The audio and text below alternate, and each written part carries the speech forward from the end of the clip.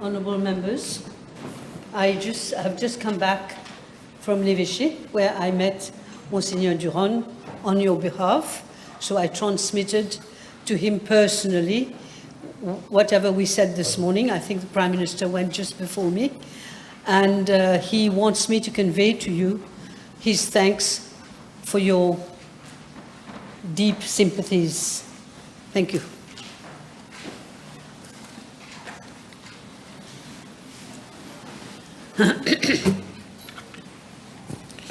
Public Bills, second reading. Yes, Deputy Prime Minister, floor is yours. Oui, Madame Speaker, un des plus grands crimes du MSM ces dernières années aura été la drogue. Un des plus grands échecs du MSM ces 10 dernières années aura été la drogue. Un crime en particulier a été commis quand le gouvernement MSM a dissous, dans les circonstances que l'on sait, la NATRESA, sans remplacer cette institution qui avait ses défauts, ses faiblesses, mais qui avait le mérite d'exister. Ils ont dissous la NATRESA et ils se sont rendus coupables tout au long de ces 10 dernières années d'une complicité quotidienne, active, avec les barons de la drogue, avec les gros importateurs et avec les trafiquants en général. C'est pourquoi, Madame Speaker, une des top priorités de l'Alliance du changement, c'est précisément la lutte, le combat contre la drogue. Une des urgences de ce gouvernement, c'est d'abattre le monstre de la drogue. C'est pourquoi vous vous souviendrez, Madame la Présidente, que lorsque j'ai parlé sur le discours, le programme gouvernemental 25-29, le 7 mai, je m'étais permis de dire que, de mon point de vue, les deux urgences, des urgences ces jours-ci, sont la drogue et l'électricité. Le risque qui nous pend au bout du nez concernant l'électricité. Mais la drogue tue déjà. La drogue martyrise déjà, surtout les jeunes, pas seulement les jeunes, malheureusement. Surtout la drogue synthétique, ce monstre que c'est devenu. C'est pourquoi pour nous, Madame Speaker, il nous faut réaliser, il nous faut faire deux choses urgentes en même temps. Deux choses qui sont séparées. Je m'expliquerai, deux choses qui sont séparées mais qui sont liées. D'une part, casser les reins des barons de la drogue, casser les reins du trafic de drogue. Et ensuite, réhabiliter, aider les victimes. Et c'est pourquoi tout au long de l'existence du MMM, nous n'avons jamais raté une occasion de faire la différence entre les criminels, les trafiquants et les victimes, les malades, surtout aujourd'hui les jeunes. C'est plus facilement dit que fait de combattre ces deux choses en même temps.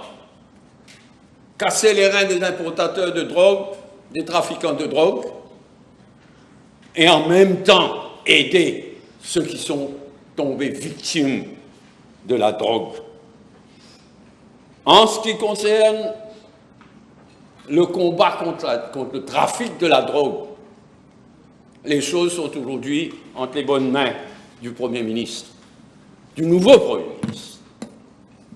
Le Premier ministre, le nouveau commissaire de police, le nouvel là-dessous est déjà au travail et donne déjà des résultats, mais il faudra faire 10 fois, 100 fois plus. Le commissaire de police est conscient de ses responsabilités. Là-dessous devra tout le temps faire mieux, progresser, faire plus. Cela n'est pas devant cette Chambre aujourd'hui. Ce n'est pas de cela que nous sommes appelés à discuter. Bien sûr, la plupart des orateurs et moi-même, je fais référence à la source du mal, l'importation et le trafic de la drogue. Mais aujourd'hui, ce qui est devant nous, c'est l'autre moitié du travail, c'est-à-dire aider, réhabiliter. C'est ça qui est devant cette Chambre aujourd'hui. Preventive, treatment, rehabilitation, c'est ça qui est devant nous ces jours-ci, devant cette Chambre. Ce que nous avons apporté devant cette Chambre, c'est un adressat complètement et profondément amélioré et renforcé. Nous avons fait un travail d'équipe pour présenter quelque chose de vraiment solide. Un adressat profondément renforcé et amélioré, avec à la tête, et c'est tout un symbole, mais c'est en même temps toute une réalité, avec à la tête le Premier ministre, le vice-premier ministre du pays, pas moins de 16 ministres et le chef commissaire de Rodrigue. Tout le monde est embrigadé dans cette lutte pour prevention, treatment and rehabilitation des victimes, des drogués. D'une part, donc, il y a le National Agency for Drug Control, présidé par le Premier ministre et toute une équipe de ministres pour superviser, insuffler, inspirer à travers un National Drug Control Commission le combat, parce que cela aussi c'est un combat, le combat pour aider les victimes de la drogue. Il y a donc dans ce texte de loi d'une part un National Agency for Drug Control et il y a un National Agency for Drug Control dirigé par un board pour le combat au jour le jour pour aider les drogués, pour aider les victimes de la drogue. Ce drug control, ce board, pardon, sera présidé par M. Sam Lotan et avec le docteur Soliman comme chief executive. Nous, les responsables politiques, le Premier ministre, le vice-premier ministre, je le répète, pas moins que 16 ministres et le chef commissaire de Rodrigue, nous serons là pour suivre, pour aider, pour donner du souffle, de l'inspiration dans un combat peut-être aussi difficile que le combat contre les trafiquants de drogue, celui pour aider les victimes. Donc, il y aura le M. Sam Lotan et le docteur Faisal Suleiman pour faire le travail et donner des résultats et aider les victimes. Tout le monde, Madame Speaker, tout le monde connaît le combat sans relâche et sans peur de Sam Lotan. Je n'ai pas besoin de le présenter. Contre la drogue, au péril de sa vie. Et tout le monde connaît la valeur du docteur Suleiman, qui a une longue et riche carrière aux Nations Unies et dans beaucoup de pays du monde. Dans ce combat, parce que je le répète, cela aussi c'est un combat pour aider les victimes de la drogue. Nous avons beaucoup travaillé en équipe, Madame Speaker. Nous avons beaucoup travaillé en équipe. Le Prime Minister's Office et le Premier ministre lui-même. Mais le Prime Minister's Office, toute une gamme de ministres, à commencer par l'Attorney General et son équipe, que je remercie et je salue, pour tout le travail abattu, et Sam Lotan et le Dr Suleiman nous ont bien aidés pour emmener ce texte de loi-là. Ça n'a pas été facile, et on a travaillé vite. C'est quelques mois, là, après les élections générales, parce qu'une de nos priorités a été la préparation de ce texte de loi, pour faire la moitié du travail. Je le répète, le travail de répression des trafiquants, des importateurs, etc., ce travail-là est entre les bonnes mains du Premier ministre, du nouveau commissaire de police et du nouvel là-dessous. Maintenant, ce que nous créons aujourd'hui aura l'immense responsabilité de faire l'autre moitié du travail, c'est-à-dire d'aider, surtout les jeunes, mais les victimes de la drogue en général, hommes comme femmes d'ailleurs. Nous avons beaucoup travaillé en équipe. Le résultat est devant vous et devant cette Chambre. Je le répète, un ATRESA complètement et profondément amélioré et renforcé. Nous avons une obligation de résultat. Aucun homme, aucune femme de l'île Maurice ne peut rester le cœur insensible devant ce qu'on constate tous les jours en ce qui concerne les ravages de la drogue, surtout parmi les jeunes. Nous avons produit un ATRESA profondément renforcé et amélioré, Madame Speaker. Mais comme j'ai l'habitude de le dire, nous resterons ouverts à des améliorations. Nous ne croyons pas avoir toutes les réponses.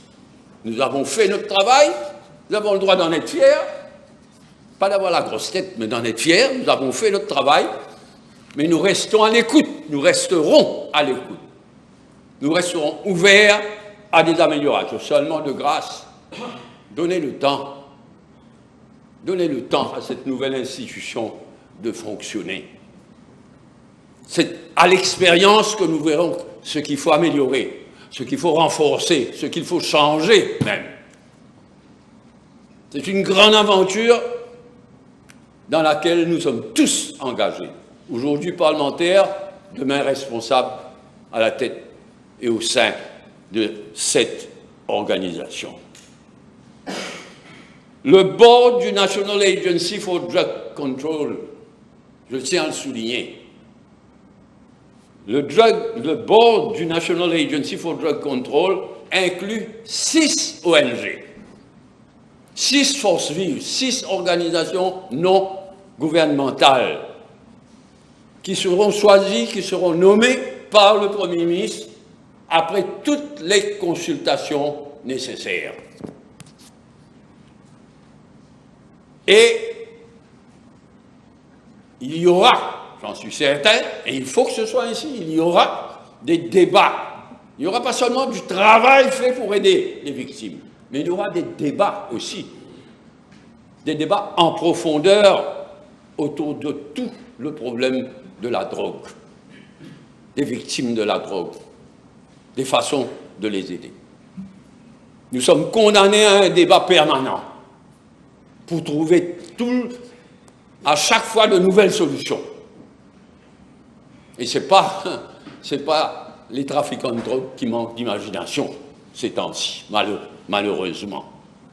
Donc, il y aura des débats ouverts, approfondis au sein de ce board du National Agency for Drug Control. Et j'allais oublier de dire, je suis certain que le Premier ministre et nous tous ensemble, quand nous choisirons ces 6 ONG qui participeront avec les experts à ces débats, il faudra veiller à ce que tous les courants de pensée soit représenté. Il ne faut pas juger d'avance, décider d'avance ce qui est bon, ce qui est mauvais. Il faudra que tous les courants de pensée se retrouvent au niveau de ce board et qu'il y ait des débats vraiment libres, approfondis. Des débats, y compris sur la question du Gandia, qui est d'actualité ces temps-ci. Il faut que ce soit discuté en profondeur au niveau du board, et c'est finalement le National Agency for Drug Control, présidé par le Premier ministre, qui tranchera la question. Pas à toute vitesse, dans n'importe quelle condition, à tête reposée, à tête réfléchie. Il y a de graves décisions. Il n'y a pas seulement un travail terrible à faire, énorme à faire, mais il y a aussi une réflexion, il y a des débats à provoquer pour amener d'autres changements, Madame la Speaker. Je tiens à souligner que le board du National Agency for Drug Control travaillera, il le faut, travaillera avec le ministère des Sports et des Loisirs. Le sport et les loisirs, le ministère des Sports et des Loisirs auront un rôle clé à jouer dans ce combat. Et c'est pourquoi, d'ailleurs, le ministre des Sports et des Loisirs sera sur la commission et le représentant du ministère sur le board du National Agency. Mais pas seulement le sport et les loisirs, pas seulement le ministère des Sports et des Loisirs. Il faudra aussi que les municipalités, et demain les nouvelles municipalités, les municipalités ressuscitées dans les jours à venir, il faudra que les municipalités, de même que les district councils, jouent un rôle qu'ils ont joué dans le passé. Vous vous souviendrez vous-même, Madame la Présidente, de l'époque où le sport au niveau des municipalités, le sport et les loisirs remplissaient vraiment un rôle extraordinaire. Ce temps va revenir. Ce temps doit revenir. On crée aujourd'hui une organisation terriblement importante qui n'a pas le droit d'échouer. Mais en même temps, nous avons le droit de compter aussi sur les municipalités et demain les district councils réformés. De même que, comme je le disais, sur les sports et les loisirs, pour nous aider dans cette lutte ô combien difficile, mais exaltante qui nous attend pour aider toutes les victimes de la drogue. Madame le Speaker, je terminerai en disant un des plus grands défis qui est devant nous, c'est de réussir ce combat contre la drogue. Casser les reins aux trafiquants de la drogue. Pas de blablabla comme certains ces dernières 10 années. Mais vraiment, même si c'est nécessaire au risque de nos vies, casser les reins d'une part aux trafiquants de la drogue, mais d'autre part, aider nuit et jour les victimes de la drogue. C'est un des grands défis que nous avons à relever. C'est pourquoi c'est un des top priorités de ce gouvernement du changement. Nous devons gagner le combat contre la drogue et je suis persuadé, Madame la Présidente, que nous gagnerons ce combat tous ensemble. Merci.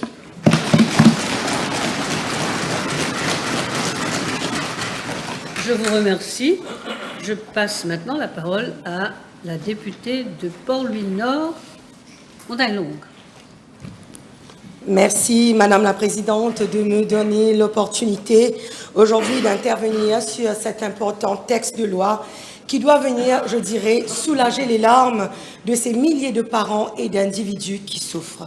Nous n'allons pas réécrire l'histoire. L'honorable Premier ministre a rappelé durant son intervention la semaine dernière comment le problème de la drogue s'est développé à chaque fois que le MSM s'est retrouvé au pouvoir. Personne n'oubliera les ravages du brown sugar introduit en 1983, d'abord distribué gratuitement pour causer la perte de la jeunesse. Puis les drogues de synthèse ont explosé sous le dernier régime, encore une fois avec le MSM au pouvoir. Il y a eu d'autres dérives comme la vente des topettes d'alcool anti-sachets jusqu'à un étudiant en meurt. Mais qu'ont fait les jugnuts? Absolument rien, si ce n'est que de soutirer toute cette mafia, que ce soit en 1983 ou encore durant les 10 dernières années où ils étaient au pouvoir. Ils ont cru pourquoi se cacher derrière le rapport Lam-Shamlin pour laisser la situation se détériorer et s'empirer. C'est pourquoi aujourd'hui, je me tiens dans cette assemblée, je salue le courage et la volonté politique du Dr Navin Ramgoolam de devenir avec the National Agency for Drug Control Bill. Cette législation traduit l'engagement et la volonté du Premier ministre et du gouvernement pour tenter d'éradiquer ce fléau. Et pour donner l'exemple, l'honorable Premier ministre et l'honorable Deputy Prime Minister joueront un rôle clé au sein de la commission à venir. Mais la drogue est un problème à la fois sociétal et clinique. L'addiction aux drogues illicites est une maladie. Et la personne addicte est une personne malade qui doit en bénéficier de tous les soins nécessaires. Durant les années, le déficit majeur de notre politique en matière de lutte contre la consommation de la drogue a été l'extrême faiblesse des actions de prévention. C'est le fond du problème. Ensuite, c'est le regard de la société, le rejet d'individus pris dans le piège des marchands de la mort. Ceux-là à qui on fait croire qu'ils n'ont pas de place dans la société, dans leur famille ou encore dans le monde du travail privé ou public. La drogue, mes chers collègues, ne choisit pas une communauté, une circonscription ou une classe sociale. Petit ou grand, riche ou pauvre, elle foudroie tout sur son passage. C'est pourquoi je souhaite bonne chance à la nouvelle agence quand on ne veut plus voir les dégâts que la drogue cause chaque jour. Mais c'est un problème multidimensionnel et on ne pourra pas se reposer sur nos lauriers attendant des résultats sans que chaque Mauricien et Mauricienne n'y apporte sa contribution. Certaines nations ont opté pour la législation du cannabis, notamment, force est de constater que le bilan global est plutôt mitigé. Dans certains pays, on entend dire que la consommation est en baisse. Dans d'autres, au contraire, on constate des dégâts sur le plan clinique qui sont beaucoup plus considérables qu'avant la législation de ces produits. La question n'a donc pas de réponse simple, malheureusement. Mais il apparaît clairement que l'élément clé, c'est bien évidemment la prévention. Certains pays, notamment du nord de l'Europe, peuvent se targuer des résultats plutôt positifs. Je pense notamment à la Suède et à la Norvège, où la prévention commence généralement dès l'école primaire. Les élèves ont droit à plusieurs heures de formation dans le cadre des programmes hebdomadaires visant à développer leurs compétences psychosociales pendant toute l'année scolaire. Dans des conditions, il est plutôt normal d'assister à des résultats conséquents, madame. Il apparaît évident également que la répression seule ne fonctionne pas. Tout le monde est aujourd'hui convaincu. L'ancien président Barack Obama, je cite, l'a dit, c'est pourquoi j'estime que l'exemple suisse se doit être cité. Il fonctionne sur la base de 4 piliers essentiels. D'abord, la prévention, la prise en charge, qui est la thérapie, ensuite la réduction des risques et la répression enfin. C'est un modèle efficace quand il est bien mené, qui a fait ses preuves face à tout type de drogue. L'état de droit doit ramener le crime sous le seuil de l'insupportable. Il faut adopter une politique de zéro tolérance, comme nous allons le faire à l'égard des barons de la drogue, tout en soignant leurs victimes. Malheureusement, durant des années, un laisser-faire a laissé beaucoup de tort à une génération. On ne doit pas laisser passer sous silence ce qui se passe dans nos prisons où des condamnés s'adonnent à du trafic de drogue depuis leurs cellules, car ils n'ont plus rien à espérer ou à perdre avec notre sentencing policy. Pour en finir, l'honorable Roukni avait affirmé la semaine dernière Catastrophe is knocking at our doors. I'm not afraid to say that this did not start le 11 novembre 2024. J'ajouterai que c'est ce jour que la population nous a confié son espoir pour éradiquer ce fléau.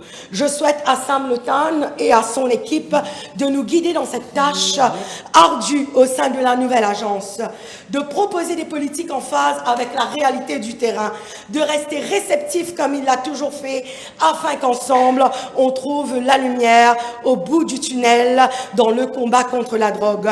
Que Dieu nous aide à accomplir notre mission. Merci. Merci d'avoir respecté le temps, surtout. Le third member for Port Louis, Mr. Kugan Karapen, Honorable Kugan Karapen.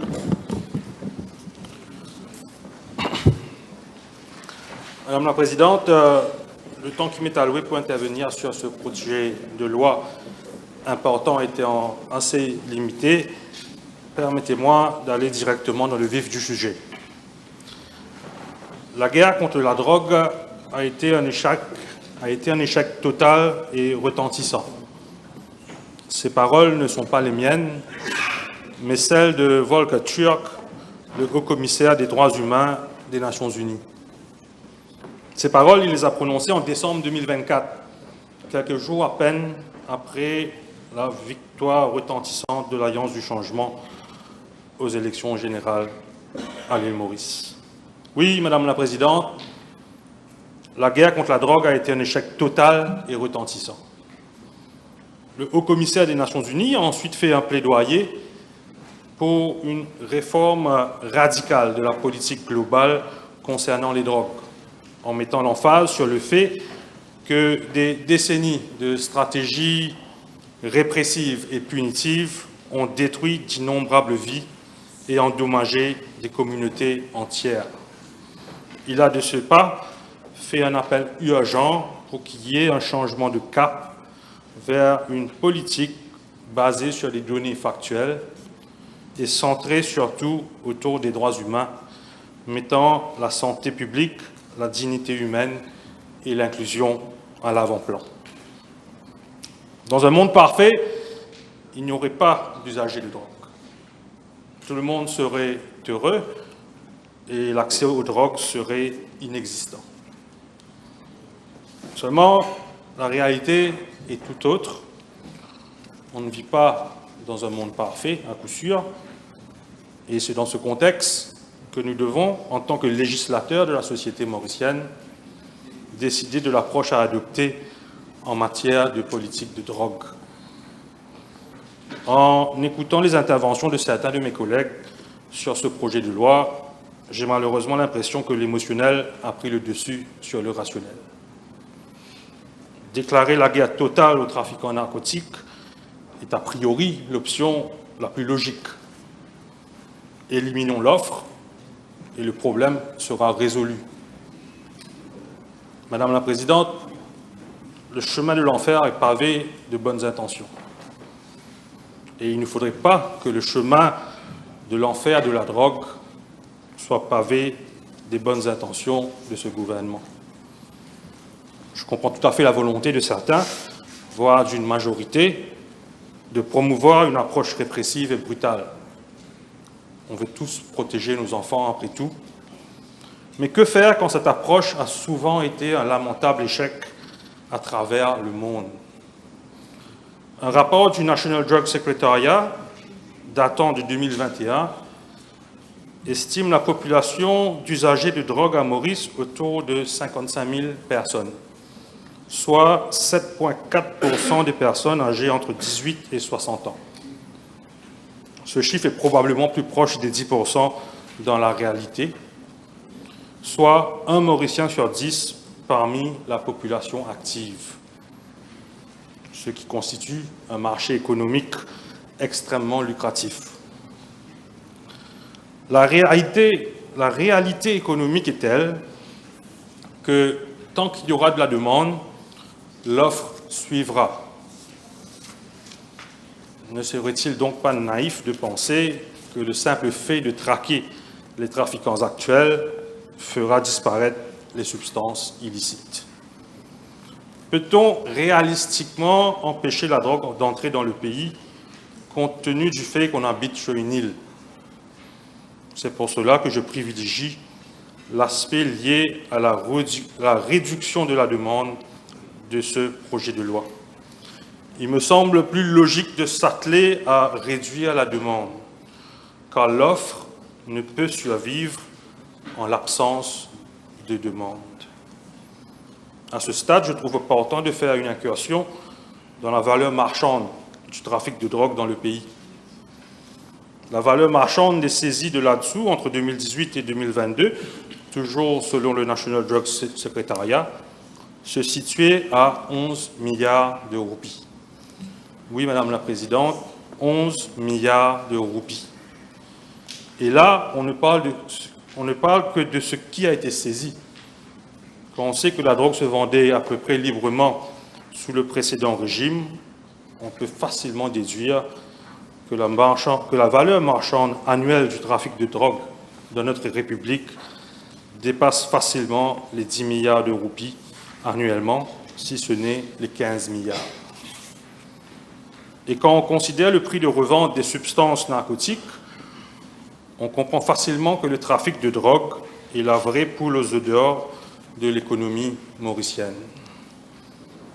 Plusieurs articles de presse font état de la vente du gramme de cannabis, aussi connu comme le gandia, dans une fourchette variant de 3 000 à 4 000 roupies, alors que le prix pratiqué dans d'autres pays avoisine à peine les 500 roupies par gramme. Au final, le consommateur de drogue subit aussi un appauvrissement économique conséquent par rapport à son addiction. Madame la Présidente, il est extrêmement important de comprendre les dynamiques qu'entraîne le prix de marché de certaines drogues par rapport aux tendances liées à la consommation de produits illicites. Au vu de la flambée du prix du cannabis sur le marché local ces dernières années, ils sont nombreux, surtout ceux avec des moyens financiers limités, à avoir recherché un produit de substitution. Et ce produit, il se nomme la drogue synthétique.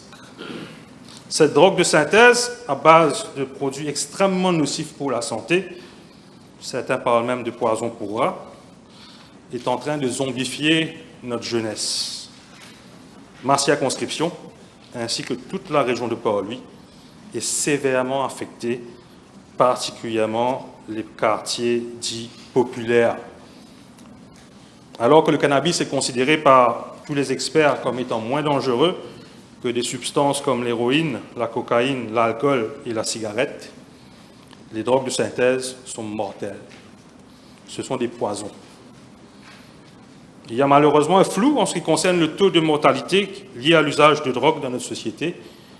Mais ce qui est certain, c'est que le nombre de jeunes ayant succombé au tristement célèbre œdème pulmonaire est en hausse drastique depuis l'apparition des drogues de synthèse.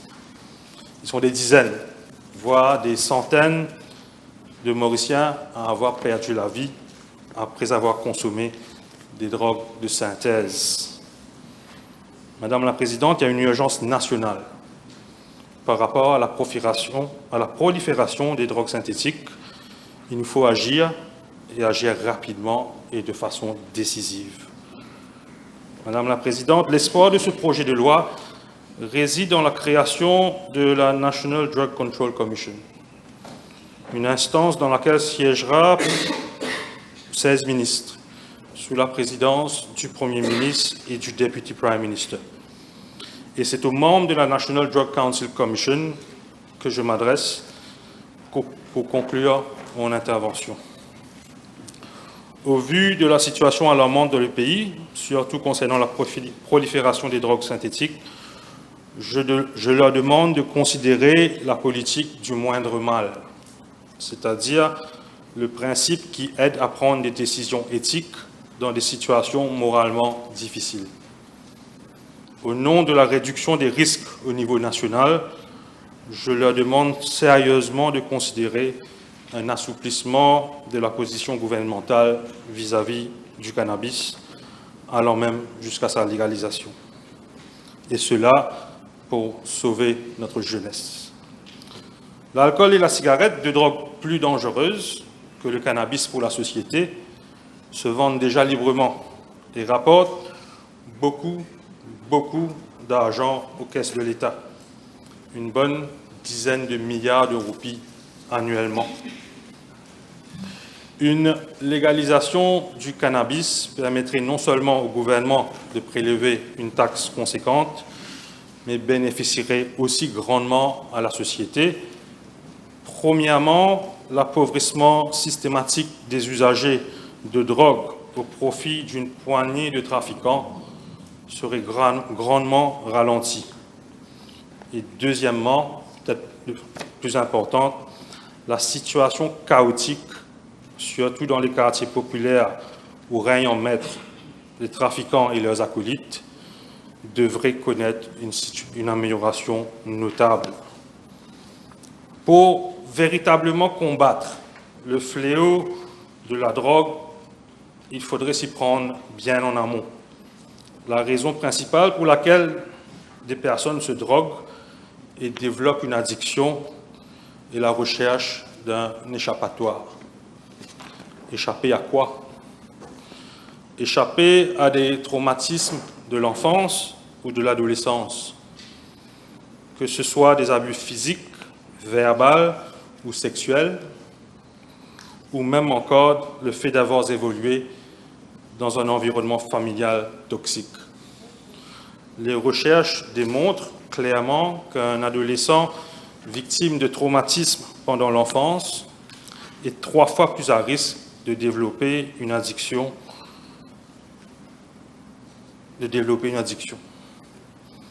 Plus de 7 enfants sur 10 qui ont essayé une substance illicite avant l'âge de 13 ans ont développé une addiction. Voilà de quoi faire réfléchir la National Drug Council Commission sur les axes prioritaires en matière de politique de prévention. En économie, on parle souvent de la politique de tax the parent, support the child. Une approche semblable devrait être considérée en matière de politique de drogue à Maurice. C'est littéralement une question de vie ou de mort. Et j'espère que les membres de cette commission en ont pleinement conscience. Merci, Madame la Présidente. Je vous remercie. Honourable Third Member for Port Louis, Dr. Omir.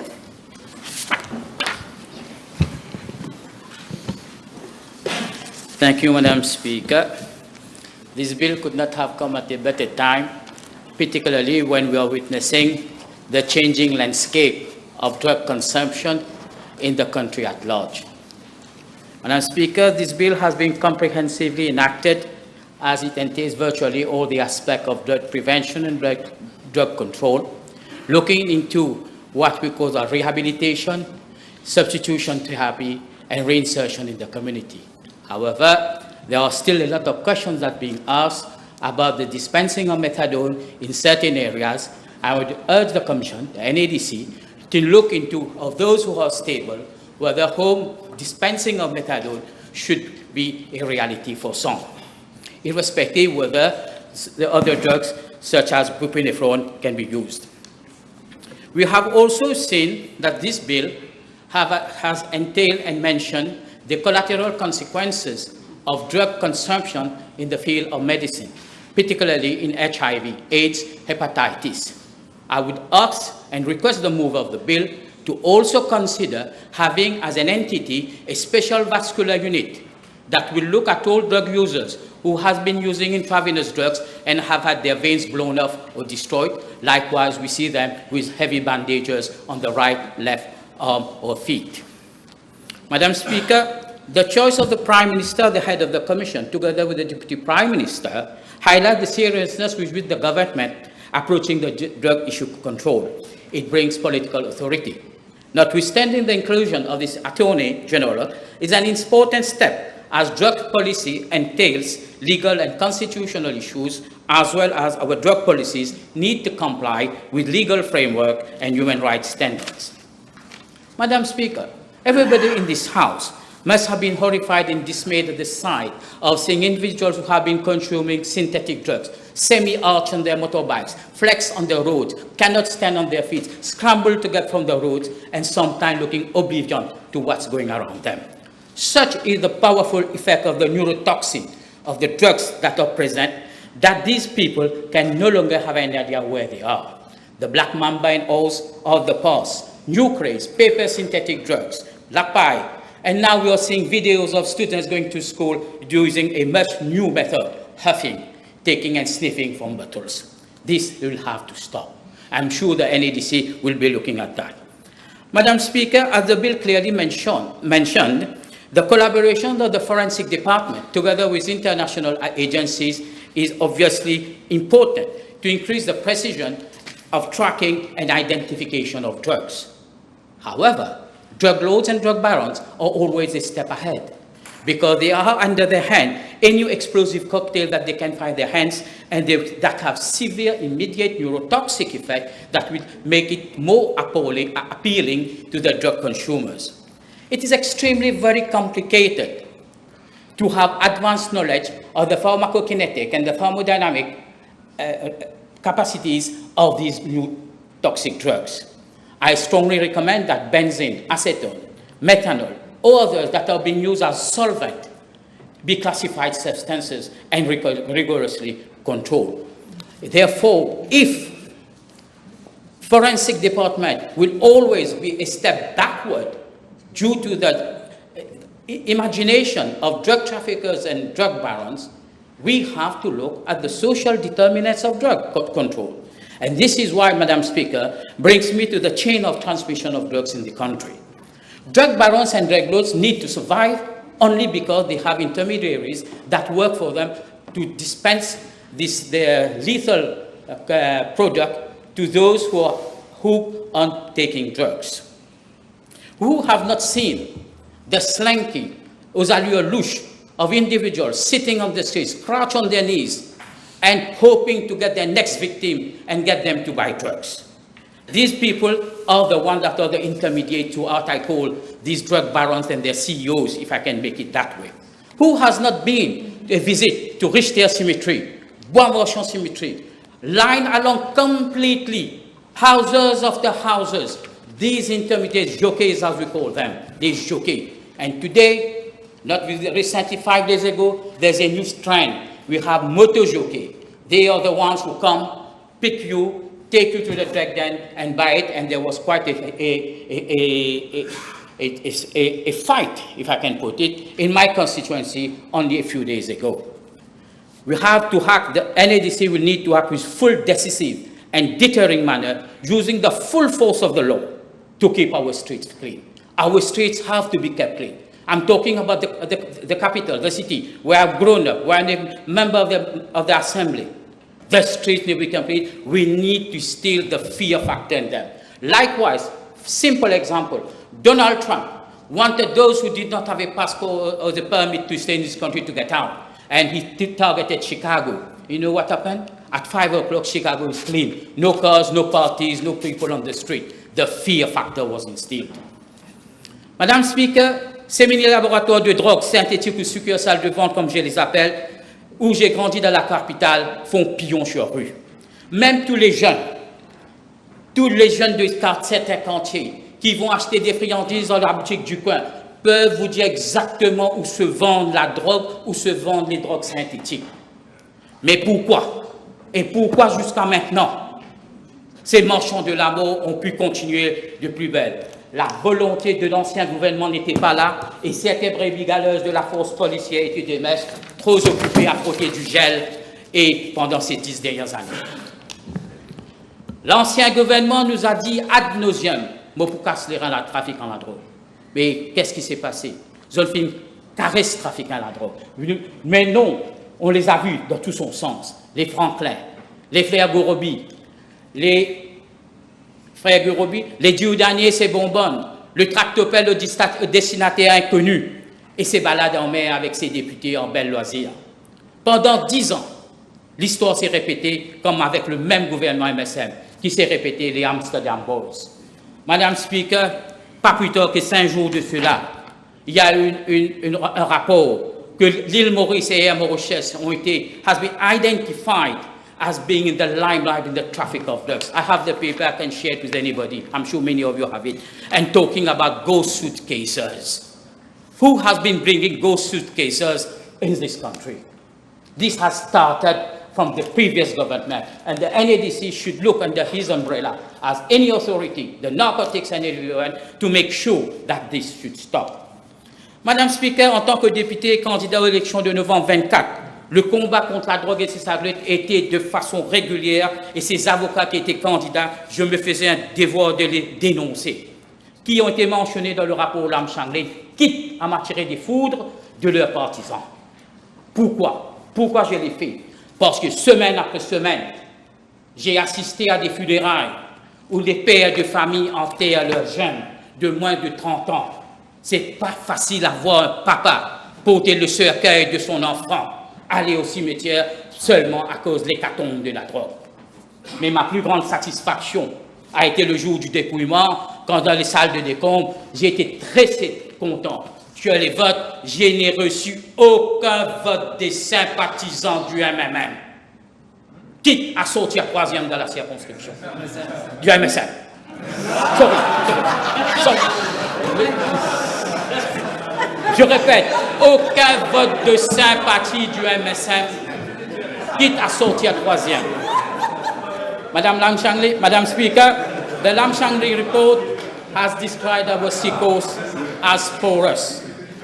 I wish to highlight that in the chain of transmission of drugs, we have a few black sheep skippers. The skippers play a major role in the business of drug trafficking. The skippers and those who obtain pleasure craft license, be it outside lagoon, inside lagoon, come from the Mauritius Tourism Authority. And the Mauritius Tourism Authority from the ministry should have a stringently controlled system. Madame Speaker, je voudrais parler rapidement, permettez-moi de faire une incursion dans ce fameux jargon des barons de la drogue, quand le MSM était au pouvoir, gouvernement donne-nous la main. Si je termine là-dessus, je n'ai pas complété mon discours, c'est juste la malchance. Mais il faut que tout le monde en sache. Je l'ai vécu. Je l'ai vécu personnellement, ce qu'on appelle gouvernement donne-nous la main. Un vendredi soir, quelqu'un qui faisait son travail comme portier au cinéma de Rex, en empêchant les barons de la drogue d'y pénétrer et avoir une altercation, et il y a eu une mêlée. Le lendemain, c'était la vengeance. On l'a poignardé au vu de tout le monde devant le marché central. Et le corps de cet homme, bien bâti, est retourné chez lui, enveloppé dans son linceul, recouvert, taché de sang. Ce jeune homme n'était autre que mon voisin, le locataire de mon père. Il y avait comme épouse une rayonnaise avec un enfant avec des difficultés neurologiques. C'était un drame. Et ces marchands de la mort, devaient 3 jours plus tard, dans une voiture, Nissan Sunny, jaune pâle, je pourrais même donner le numéro ici. Je l'ai vécu, je l'ai vu. S'asseyaient sur le toit de ces voitures et chantaient à tue-tête, gouvernement dans nous la main. Ces caïds de la drogue étaient soutenus par le gouvernement alors. C'est pourquoi aujourd'hui vous me voyez venir devant vous, parler avec tant de conviction. On ne devrait jamais revoir cela. Et avant de terminer, pourquoi les contrôles de deliveries de drogue n'aboutissent pas? N'aboutissent pas dans plusieurs cas. Et la dernière fois, on avait même une policewoman officielle qui a été malheureusement tuée dans le sud de l'île. Il va falloir que le National Drugs Control voit tout ça de très près. J'en ai beaucoup à dire, mais je dirais quelque chose pour terminer.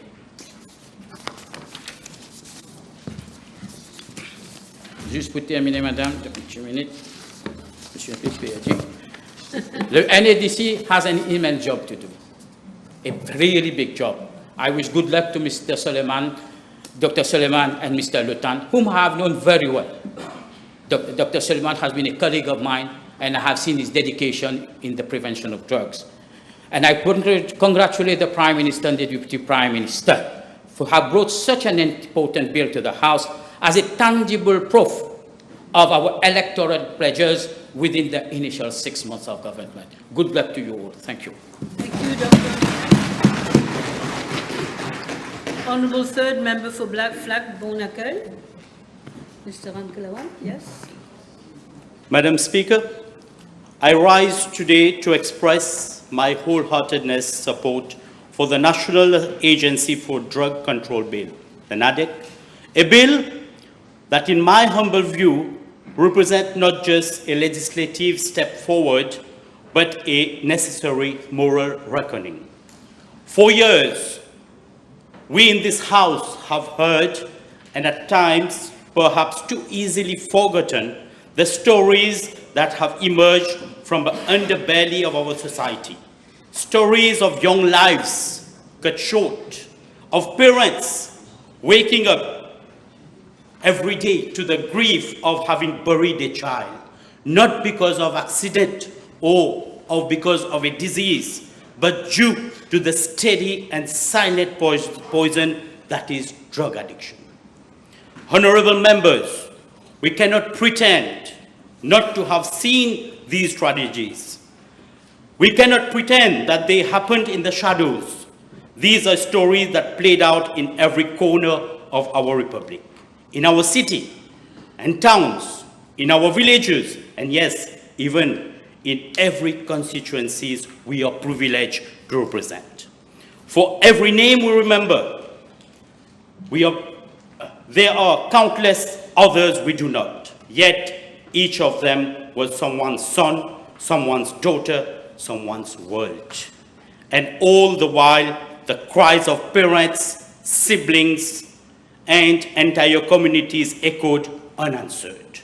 Their voices, their sufferings, they must never fall on deaf ears again.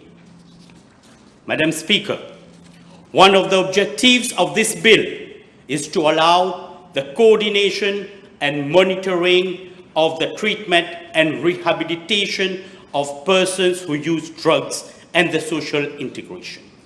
Today, one of the biggest challenges in this war against illicit drugs is a shift of focus, which was seen to be exclusively on repression to a balanced approach of aspects of prevention, treatment, rehabilitation, and relapse prevention. The House will remember that the previous government, led by the MSM party, had closed down the NATRESA in 2016. NATRESA had as objective to coordinate and facilitate efforts at national level towards the implementation of programs for the prevention of substance abuse and the treatment and rehabilitation of substance abusers, and to mobilize resources locally and internationally for treatment and rehabilitation of substance abusers, and advise, guide, and help voluntarily social organizations engage in the prevention of substance abuse and in the treatment and rehabilitation of substance abusers.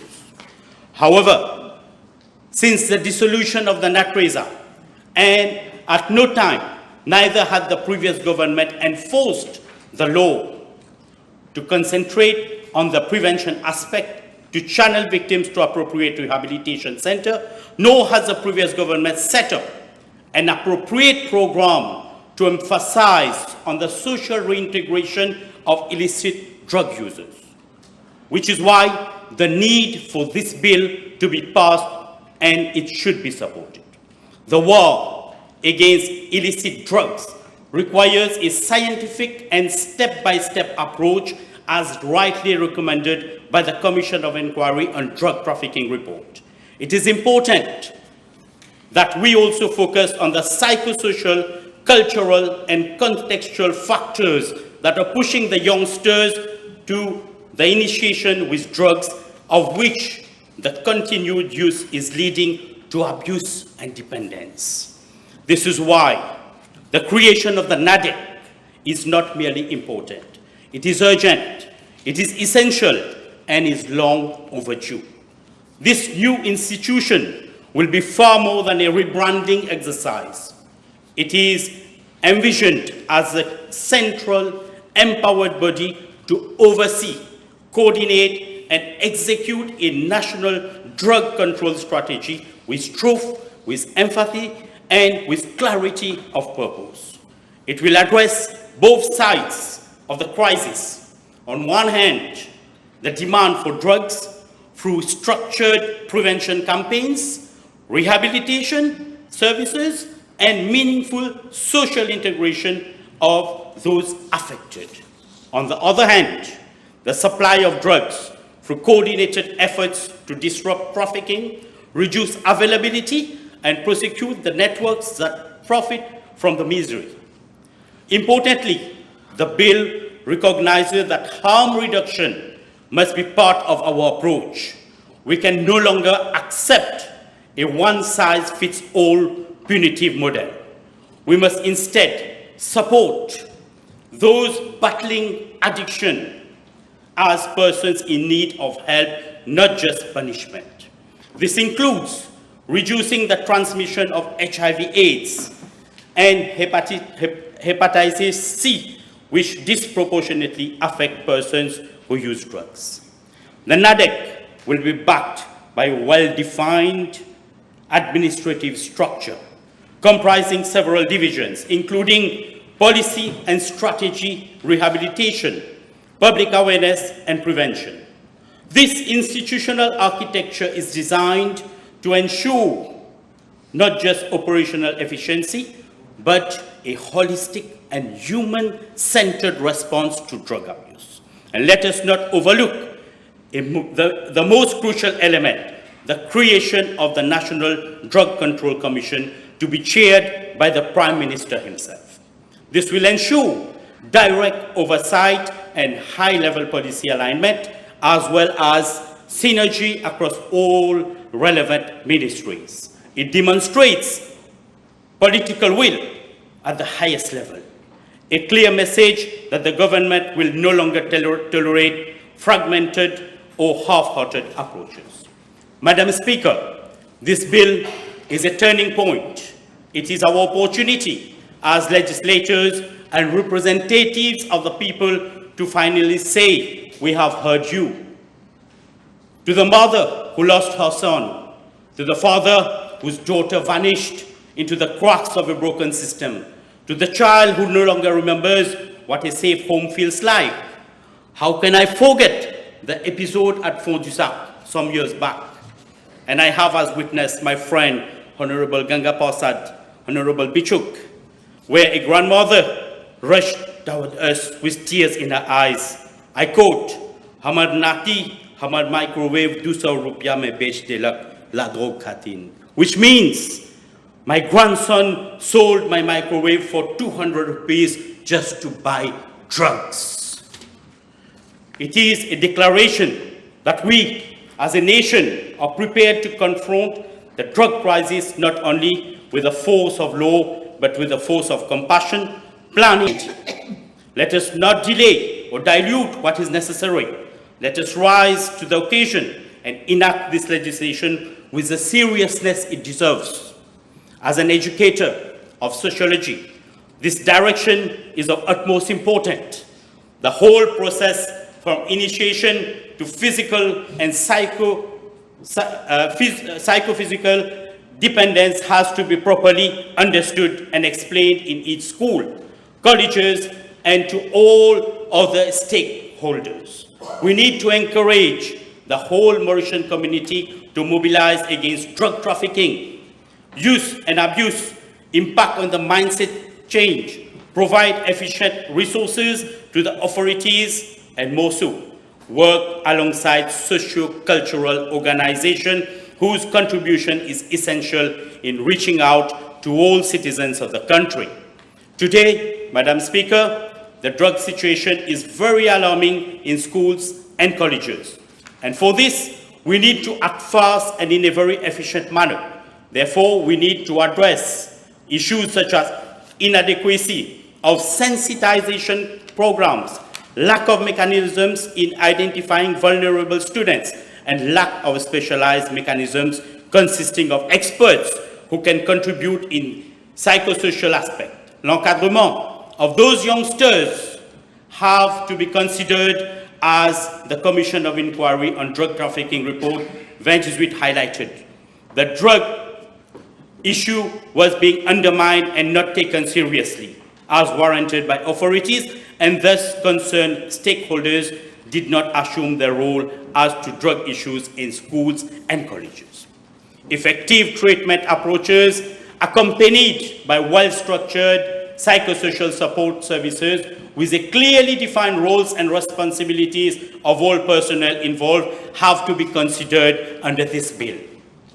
During the electoral campaign, this alliance on the government side had voiced out massively against the use of illicit drugs, and today, under the leadership of the Honorable Prime Minister, we are proud that we are taking the initiative to enact appropriate laws to address the problem of illicit drugs. It is important that all stakeholders, including concerned ministries, customs, police, non-governmental organizations, act together to consolidate the activities to fight against drugs and more so the rehabilitation process. I would just quote a famous Indian philosopher.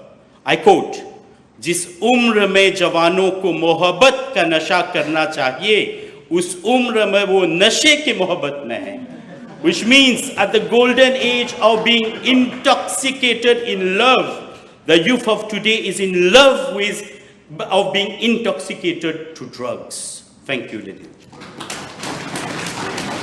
It's all right. He translated.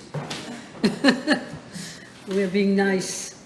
I think the next person is the third member for Rodrigues. Madame Manon, yes.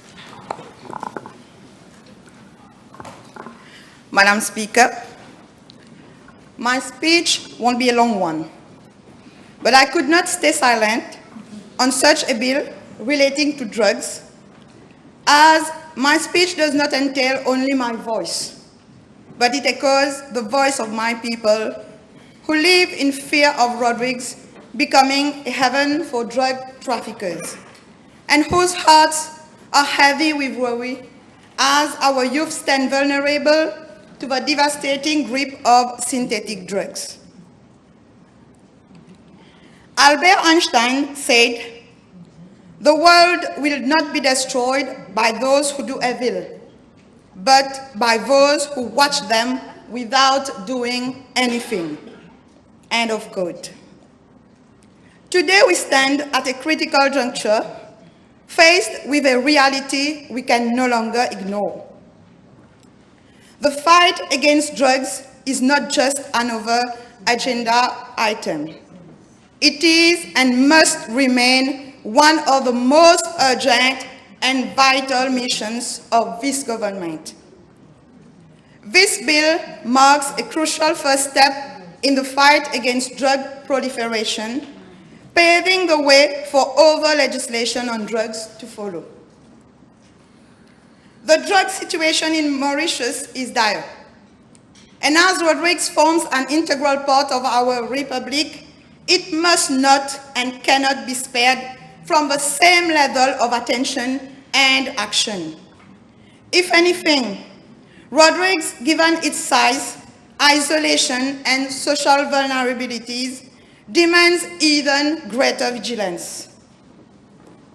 The statistic from the anti-drug and smuggling unit in Rodrigues provide a snapshot, though perhaps only a partial one, of what we are up against. In 2023, 101 individuals were arrested in connection with drug-related cases.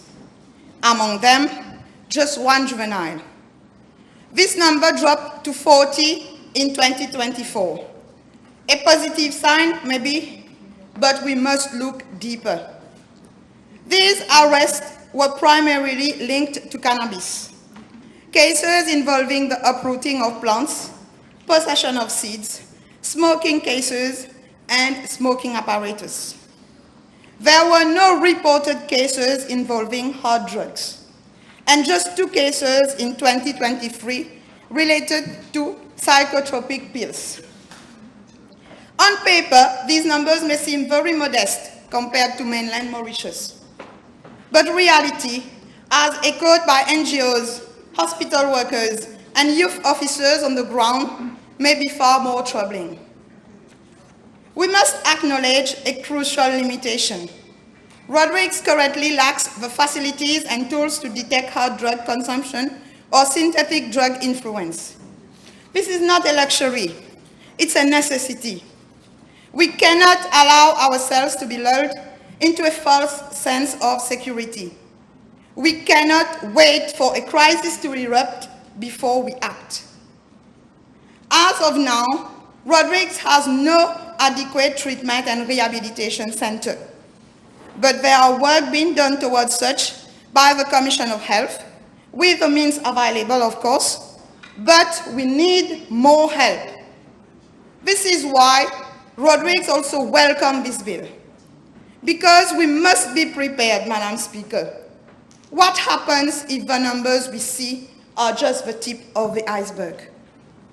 That said, we commend the initiatives already taken by the Rodrigues Regional Assembly. A high-powered committee under the aegis of the Chief Commissioner's Office is actively working on sensitization and prevention. The Commission for Youth, in collaboration with CRAC, ADSU, the Commission for Health, and the Rodrigues Council of Social Services, has mobilized to deliver awareness campaigns throughout the island. A peer-to-peer approach is now being used. 10 youth council members trained since 2023 to engage their peers in schools, villages, and youth centers. And I must take the opportunity to express my heartfelt congratulations to all those working tirelessly in Rodrigues to combat the proliferation of drugs, especially the dedicated police forces and committed youth officers whose unwavering efforts are making a meaningful difference across the island. Madam Speaker, prevention efforts are underway, but prevention alone cannot seal all cracks. We need strong preventive measures, but we also need systemic support. We need to integrate Rodrigues into the broader anti-drug framework being implemented in Mauritius. The National Agency for Drugs Control Bill is therefore a welcome development. It represents a national commitment to combating this menace. We are pleased to see that Rodrigues is not overlooked in the bill. It was initially mentioned that the Chief Commissioner of Rodrigues may only, upon request by the Prime Minister, attend NADCC meetings. We thank the Honorable Prime Minister for having listened to our request and has amended this. The Chief Commissioner now has a full seat on the NADCC. We believe that Rodrigues needs this full seat and equal voice granted so that Rodrigues can actively contribute to and benefit from the national strategy. We also welcome the bill's provision for drugs use prevention education to be implemented in schools, a much needed move, especially in Rodrigues where our children are highly vulnerable. Mais ne nous voilons pas la face. Let us not pretend the threat will be easily tackled. Drug abuse will escalate even more if we do not act decisively. We cannot afford to beat around the bush for fear of opening a so-called Pandora's box. Most of us will say that the box is already open. Are we delaying action because we fear confronting the very forces that may be feeding this crisis? Do we dare to ask the hard questions? Isn't it time to rethink the legal status of cannabis? The decriminalization of cannabis is increasingly supported by scientific research highlighting its medical benefits especially how it effectively alleviates symptoms in conditions like chronic pain, epilepsy, and anxiety.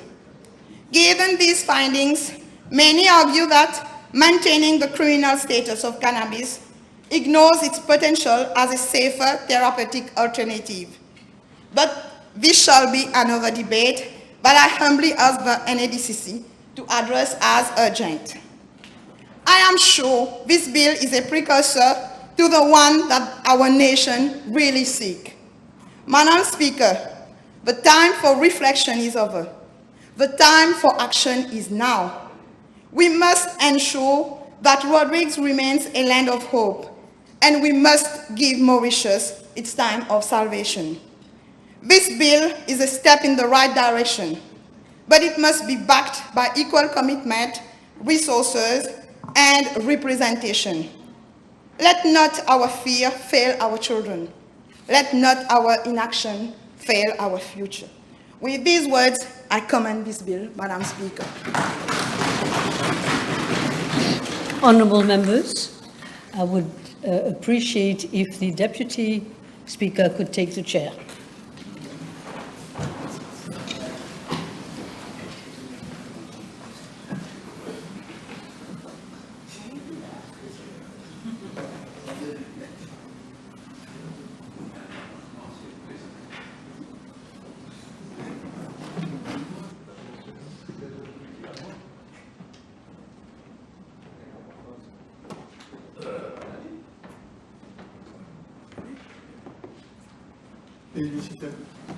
Honourable members.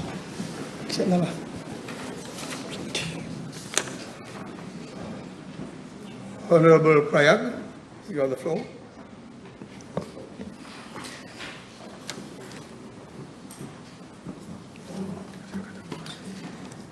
Mr. Deputy Speaker, it is with a deep sense of duty, hope and unwavering commitment that I rise to address this esteemed House on the National Agency for Drug Control Bill. As a practicing medical doctor with years of experience in social service, I stand here not just as a parliamentarian, but as someone who has witnessed firsthand the devastating impact of addiction on individuals, families, and communities.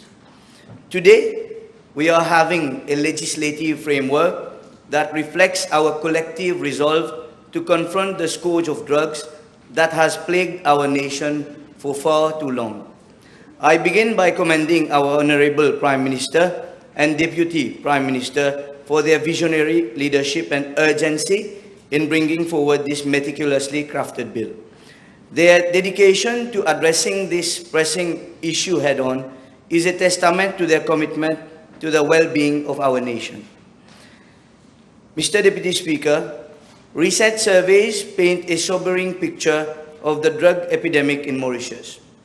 It is estimated that nearly 29% drug users in Mauritius fall between the ages of 18 to 24.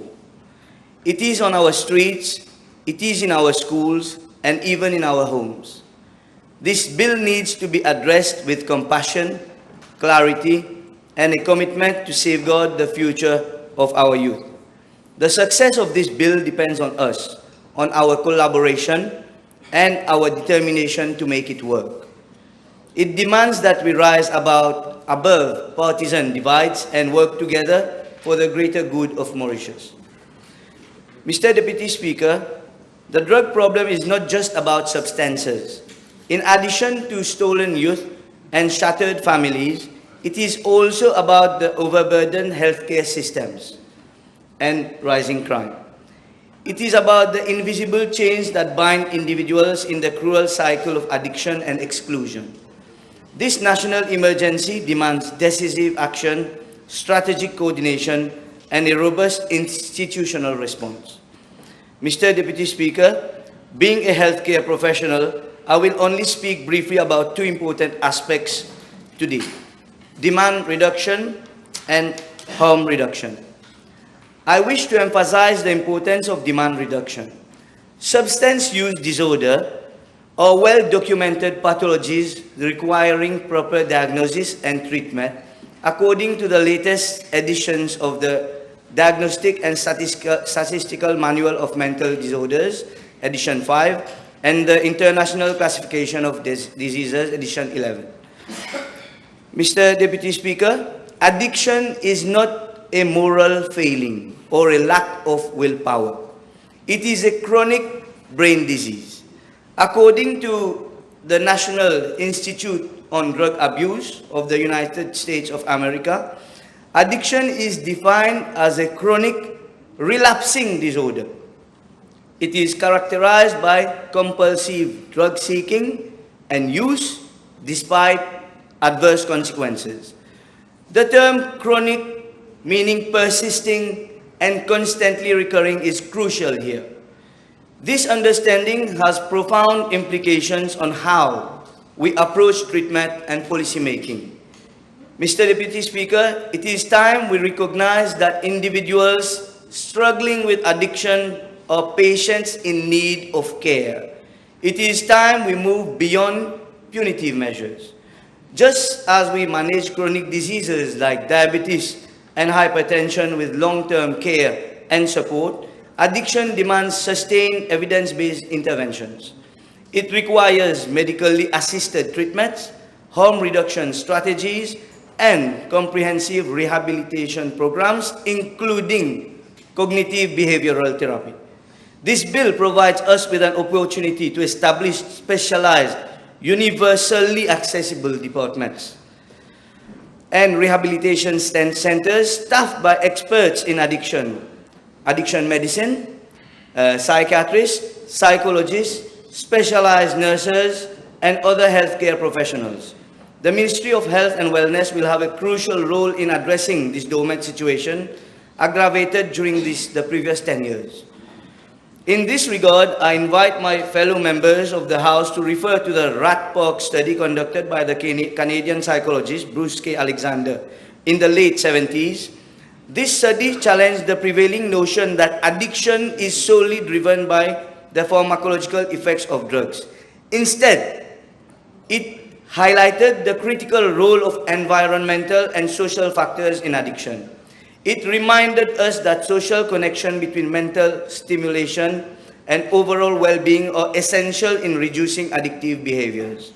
Our Ministry of Youth and Sports, Arts and Culture, Gender, Environment, Local Government will definitely create more opportunities and facilities for our youth to turn away from drugs. In brief, all the stakeholders, that is, other ministries that are mentioned in the bill, have a special role in supporting this legislation together with the Attorney General's Office, NGOs, the police force, and even the Chief Commissioner of Rodrigues. Mr. Deputy Speaker, harm reduction is another critical pillar of this bill. Methadone, for instance. Methadone is the golden standard. Is often misunderstood by the layperson. Yet, it is medically approved treatment for opioid use disorder worldwide, with both anti-withdrawal and anti-craving properties, that is, psychological dependence. The issue is not with the medicine itself, but with its dispensing. A challenge that this bill will address through a well-structured framework. Mr. Deputy Speaker, it is imperative that this legislation works in close collaboration with the Forensic Science Laboratory, as well as the Government Analysis Division, to rectify a critical error that has persisted over the past decade. The error of misclassifying all new psychoactive substances that are commonly called synthetic under a single category. This approach has led to a one-size-fits-all treatment model, which is neither scientifically sound nor clinically effective. Methadone must remain the gold standard for opioid use disorder. But we must also recognize the importance of other medication, such as Suboxone, Naltrexone, and emerging new treatments like Lofexidine, Brixadi, Modafinil, and Nabilon. Furthermore, it is crucial that we differentiate between drugs grouped as stimulants, depressants, hallucinogens, dissociative, empathogens, psychedelics, and other classes. I urge my fellow honorable members to refer to the drugs wheel to have an idea about what kind of drugs we have and what kind of treatment modalities we should adopt. This means that this legislation must put an end to the oversimplification of the previous government and ensure that our strategies are as precise and diverse as the substances and conditions we aim to address. Mr. Deputy Speaker, I would like to draw the attention of this House to the issue of rehabilitation facilities for young women and girls, a matter that requires both sensitivity and urgency. Would you believe that currently there is only one functioning female rehabilitation ward in Mauritius, in the entire country? Over the past decade, no separate center was established to cater specifically to the needs of young women and girls under the age of 24, be it even those under the age of 18 who are in their formative years, who should have been closely monitored by the ombudsperson. This has created an untenable situation where a young girl eager to seek treatment and rehabilitation finds herself sharing the same space as older, more experienced individuals with severe addiction issues. While every individual deserves compassion and care, we must recognize that the needs and vulnerabilities of a young girl are vastly different from those of a mature adult. It is not just about providing treatment. It is about creating a safe, supportive, and age-appropriate environment that fosters healing and recovery without stigma. This is not just about stigmatization. We are not stigmatizing anyone, but it's about tailoring our approach to meet the needs, the unique needs of every individual seeking help. Mr. Deputy Speaker, this bill emphasizes the need for infrastructure and expertise. Many regions in Mauritius, including northeast, east, southern parts, lack proper facilities to address substance use disorders. We must ask ourselves whether a patient with addictive behavior will travel hours, even change 2 or 3 buses to attend treatment induction on a daily basis, or will he or she prefer to default? Why do only 4 of our 6 methadone induction centers in Mauritius are still concentrated only in Port Louis and Lower Plaine-Williams till today? Has substance abuse only been an urban problem for the past 10 years? We need dedicated hospitals and rehabilitation centers staffed by trained professionals. For example, the Bruno Chong Hospital, which currently lies closed, could be transformed into a fully functional rehabilitation center. Imagine the impact of having all the necessary experts under one roof working together to tackle this issue. This is the kind of bold, innovative thinking we need to make a real difference. And I must mention, hearing the Honorable Minister of Health and Wellness expressing his noble intention in making it happen in the near future. In closing, I wish to address the biopsychosocial model, a well-established framework in medical and psychological practice. This model emphasizes the need to address the biological, the psychological, and the social factors that contribute to addiction. Only by understanding these interconnected dimensions can we hope to rehabilitate individuals effectively. Mr. Deputy Speaker, the NADEC bill is a landmark piece of legislation.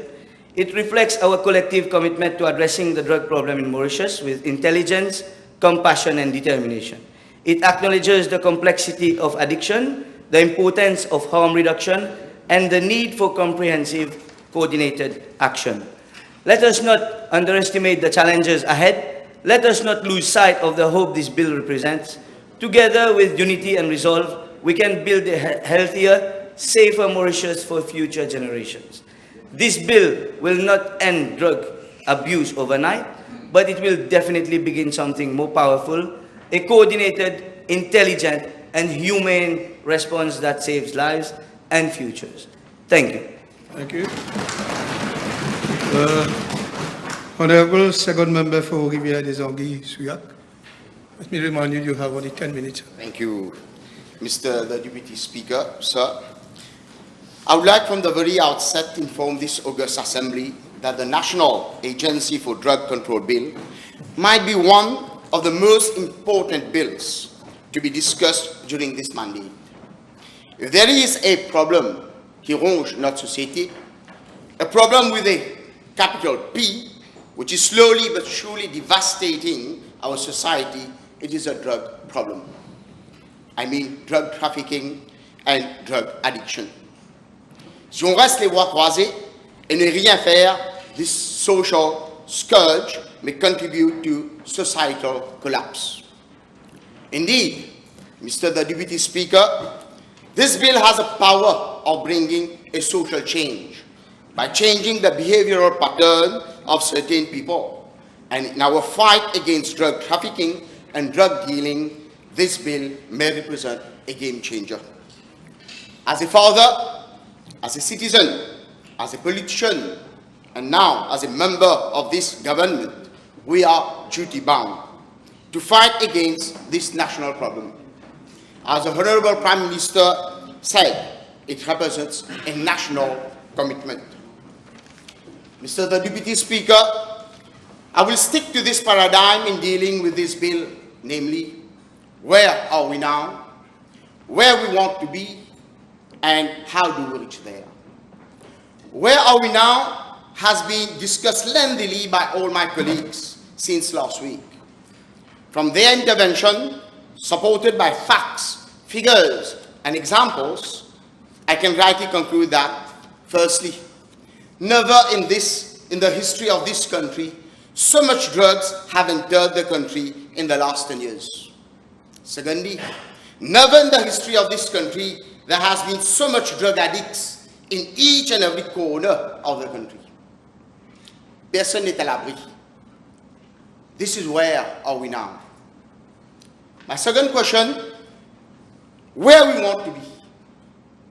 Of course, a drug-free Mauritius, but this paraît un peu trop prétentieux, trop même, a very tall order, Mr. Sam Lautan. But let me quote John Lennon, who said, and imagine, you may say I'm a dreamer, but I'm not the only one. I hope someday you join us and the world will be as one. Let's come to the main course. How do we reach there?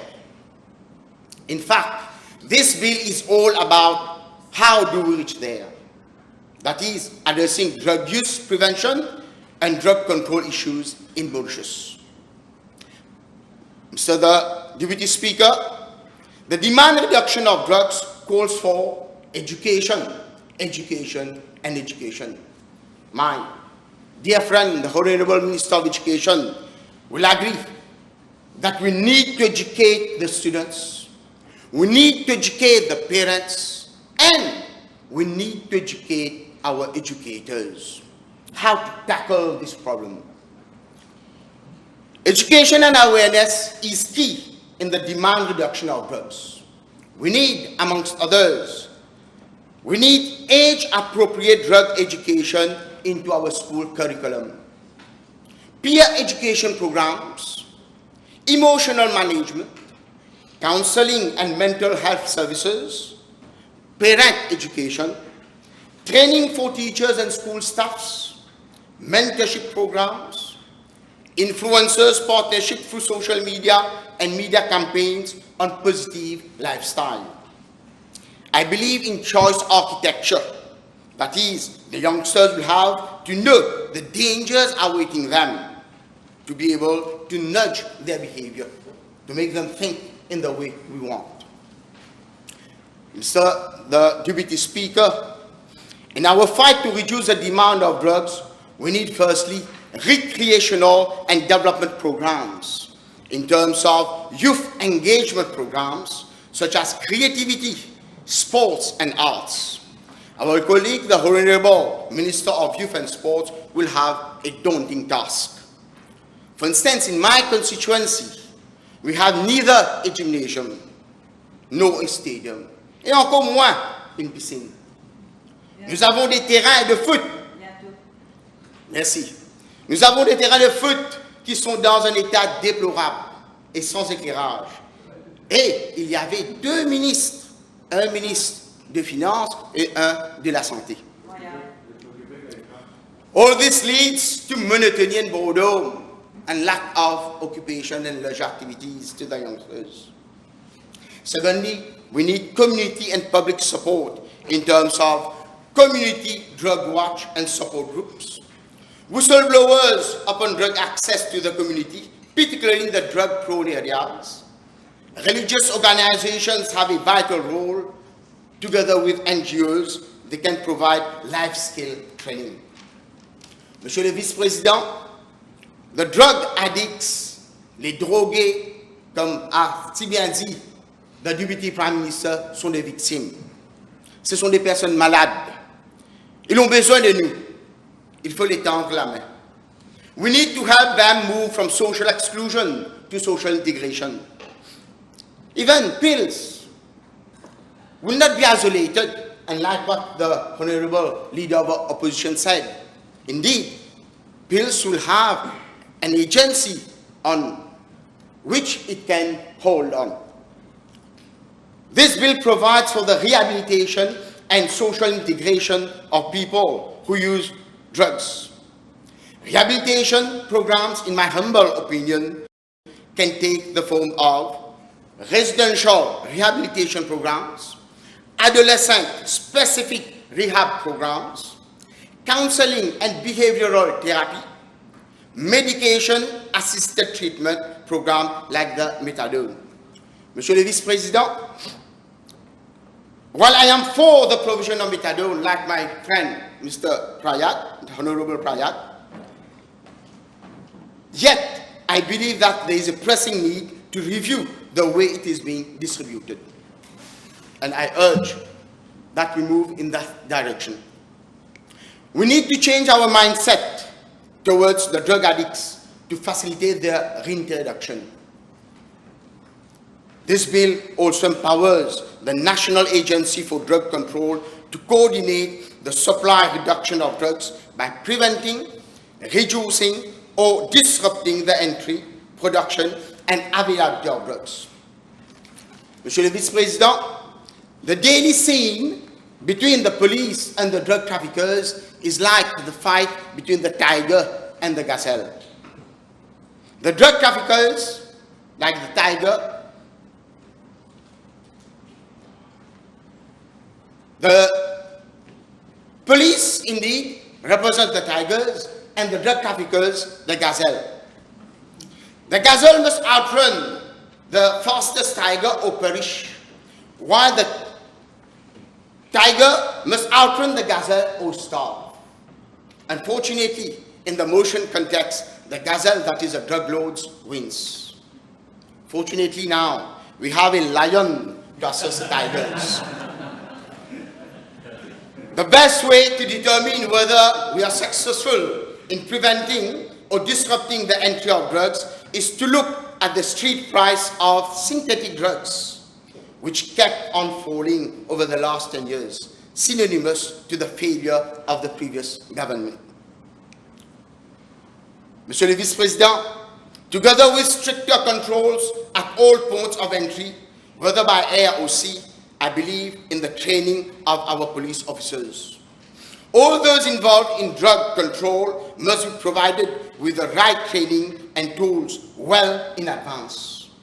They cannot be picked from any department of the police and sent to the ADSU and expect them to deliver. It is too serious an issue to allow for on-the-job training. We have even seen some taking protection money. With all due respect to our police officers, I would also humbly suggest that we seek foreign expertise. We can't take chances. L'heure est grave. Doing more of the same with the same persons is less likely to generate different results. Monsieur le Vice-Président, we can go on passing different bills, subsequently laws, but we will all concur that more importantly, it is enforcement of the laws which is necessary. For example, there is prohibition of the sale of cigarettes to minors, yet we all know in each and every corner this is accessible to each and every one. Madame Monsieur le Vice-Président, we are told that a journey of 1,000 miles begins with a single step, but we are not told that it should be in the right direction. This bill is indeed in the right direction. To conclude, Monsieur le Vice-Président, there are three types of people. One who makes things happen, one who watches things happen, and a third one who asks what happened, like those who are absent today.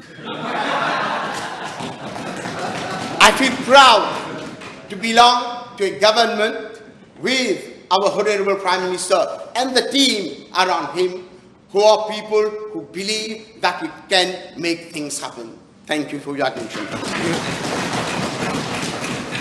The Honorable Second Member for Obasa-Petite-Rivière. Monsieur le Vice-président, je me tiens devant cette auguste assemblée avec une conviction profonde. Notre jeunesse mérite mieux que la peur, le silence ou la stigmatisation face au fléau de la drogue. Notre jeunesse mérite mieux que d'être pris au piège, enchaînée par une dangereuse dépendance. Notre jeunesse mérite mieux que d'endurer échecs scolaires, isolation, endettement, troubles de santé physique et mentale, perte d'emploi.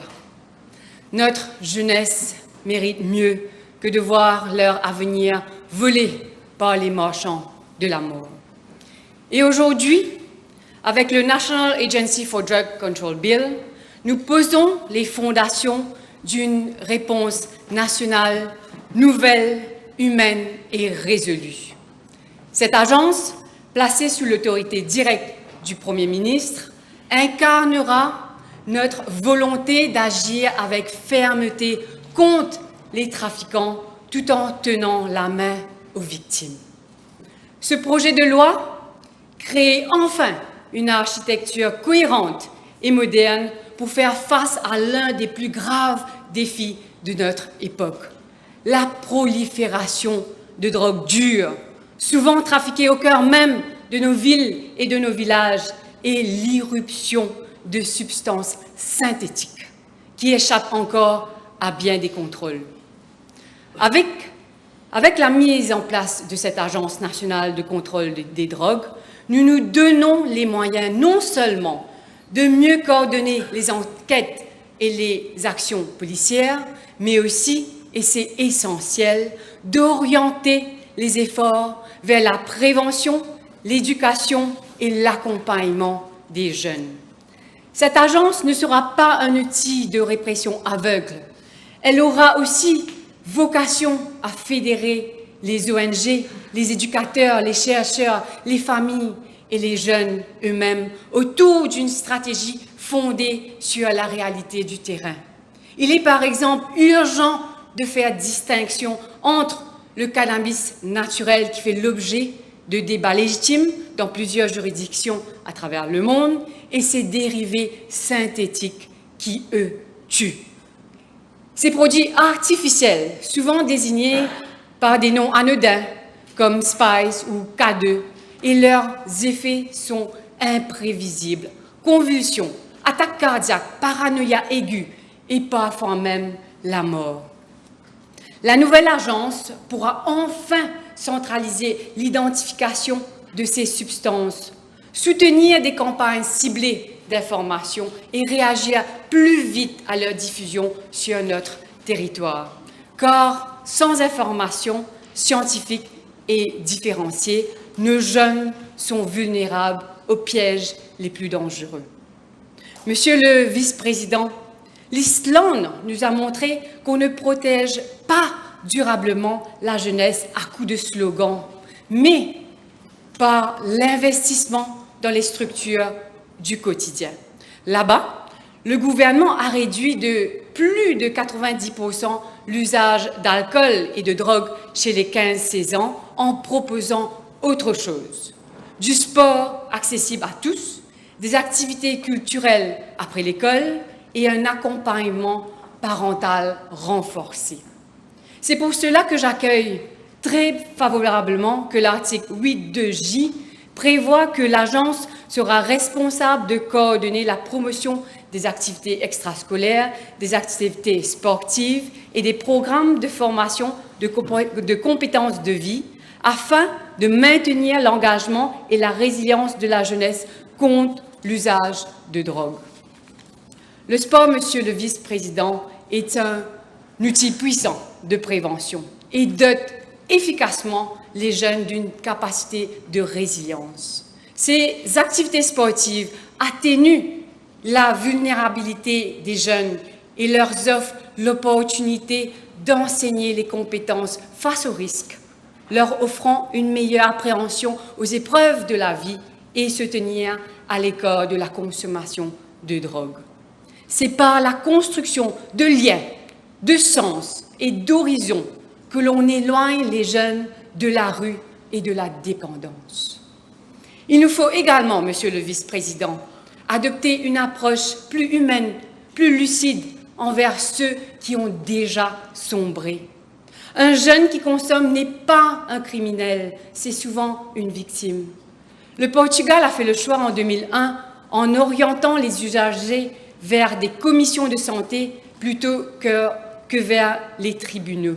Résultat, une baisse drastique des overdoses, des contaminations au VIH et un accès facilité aux soins. Loin d'encourager l'usage, cette politique a surtout permis de briser le cercle de la honte et de l'exclusion.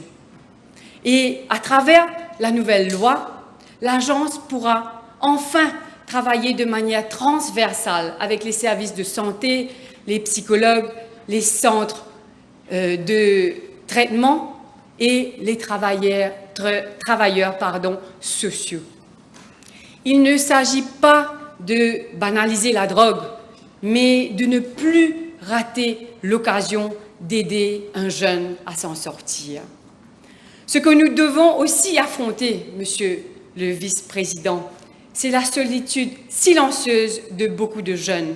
Certains décrochent de l'école, d'autres sont marqués par des violences, des abus ou une perte de repères. Ce sont souvent ces vulnérables que la drogue attire, comme un échappatoire ou un anesthésiant. Ce sont souvent ces vulnérables... Il nous faut renforcer le soutien psychosocial, créer des lignes d'écoute, des centres d'accueil confidentiels et même des programmes d'entraide où d'anciens usagers accompagnent ceux qui veulent s'en sortir. Un modèle enraciné dans la confiance. Monsieur le Vice-président, la lutte contre la drogue ne se gagne pas en vase clos. Elle exige une communauté soudée, où chaque jeune, quel que soit son parcours, puisse retrouver un chemin de dignité. En somme, Monsieur le Vice-président, cette loi ne se résume pas à une énième agence administrative. C'est une boussole qui nous permettra d'aller plus loin, car oui, il nous faut aller plus loin. Cette agence nous permet de repenser notre manière de répondre au mal de vivre de notre jeunesse. Elle nous donne les moyens de faire de la prévention une réalité, de la réduction des risques une politique publique et la solidarité un principe d'action. Elle nous donne les moyens de redonner l'espoir à notre jeunesse et les moyens de créer cet avenir meilleur pour nos enfants. Je vous remercie. Thank you, honorable member. The second member for Flac Bonacay. Merci, Monsieur le Vice-président. Monsieur le Vice-président, là d'où je viens, je me souviens, lorsque j'étais gamin, ces conseils de sages, une fois la nuit tombée, se réunissaient sous un arbre et dissertaient sur des questions sociétales, philosophiques, existentielles. Lorsque j'étais gamin, je me souviens très bien de cette question qui disait que « Dunya mein sabse bhari boj kaun-si hai ?» En traduisant cela, « What's the heaviest thing one can carry ?» La réponse était la suivante. « Burha baap ke kandha par jawan beta ke janaza » En traduisant cela, « An old father carrying the dead body of his young son to the graveyard. »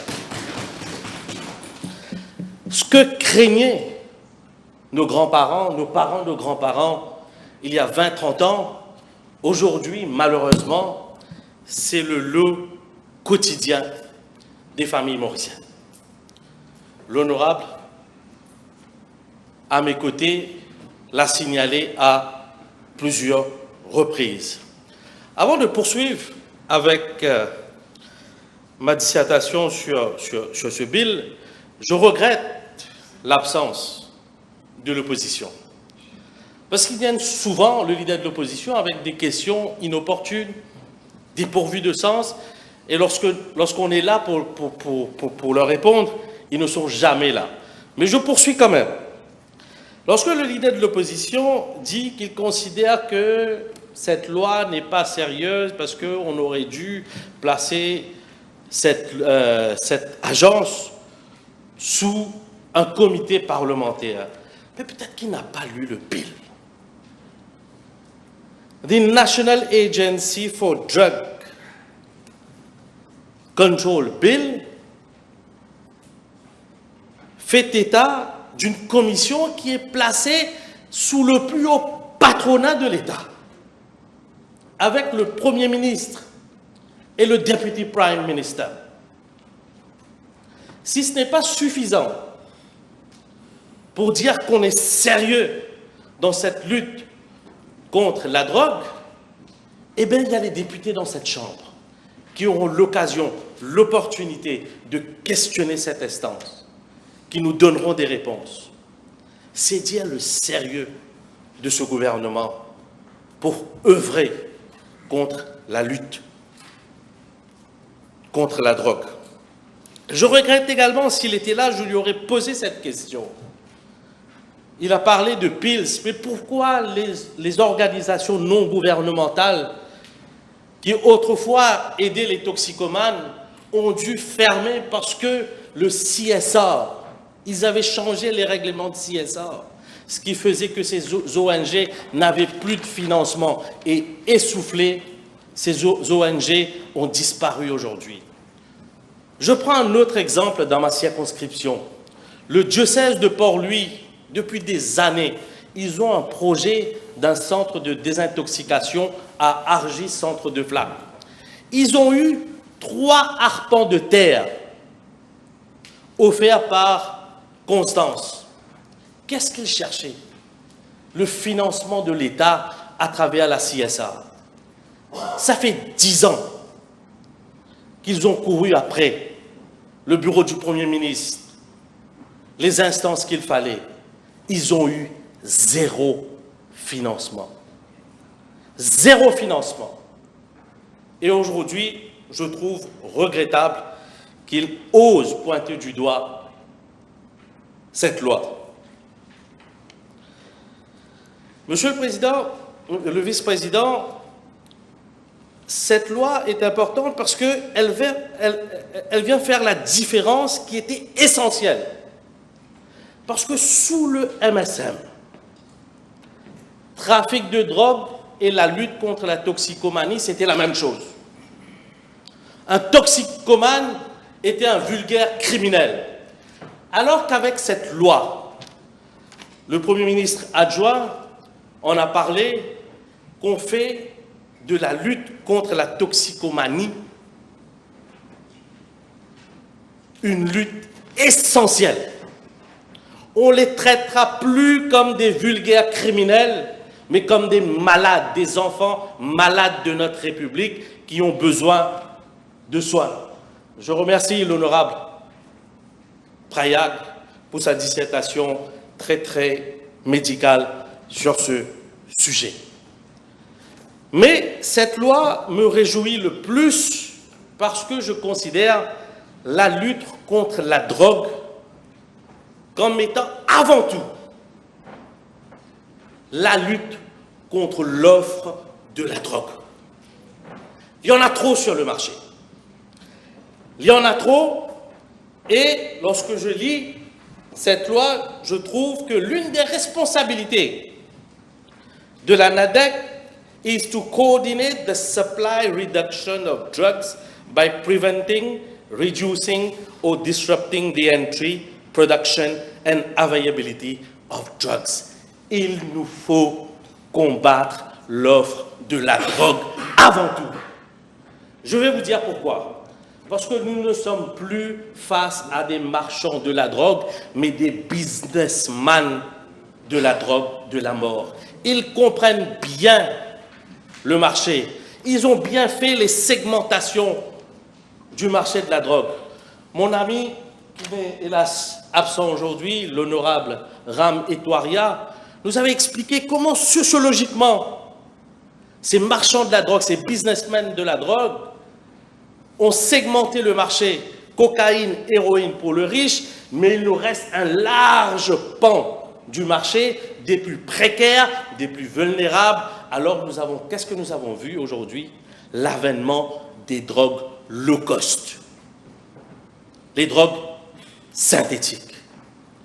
Voilà pourquoi je dis que je me réjouis de l'avènement de cette loi, parce que cette loi, lorsqu'on regarde les divisions de la NADEC, on constate qu'il y a une division dédiée à, dedicated to, the NADEC shall comprise, one of the divisions of the NADEC is to curb down the supply reduction coordination division. It has a supply reduction coordination division.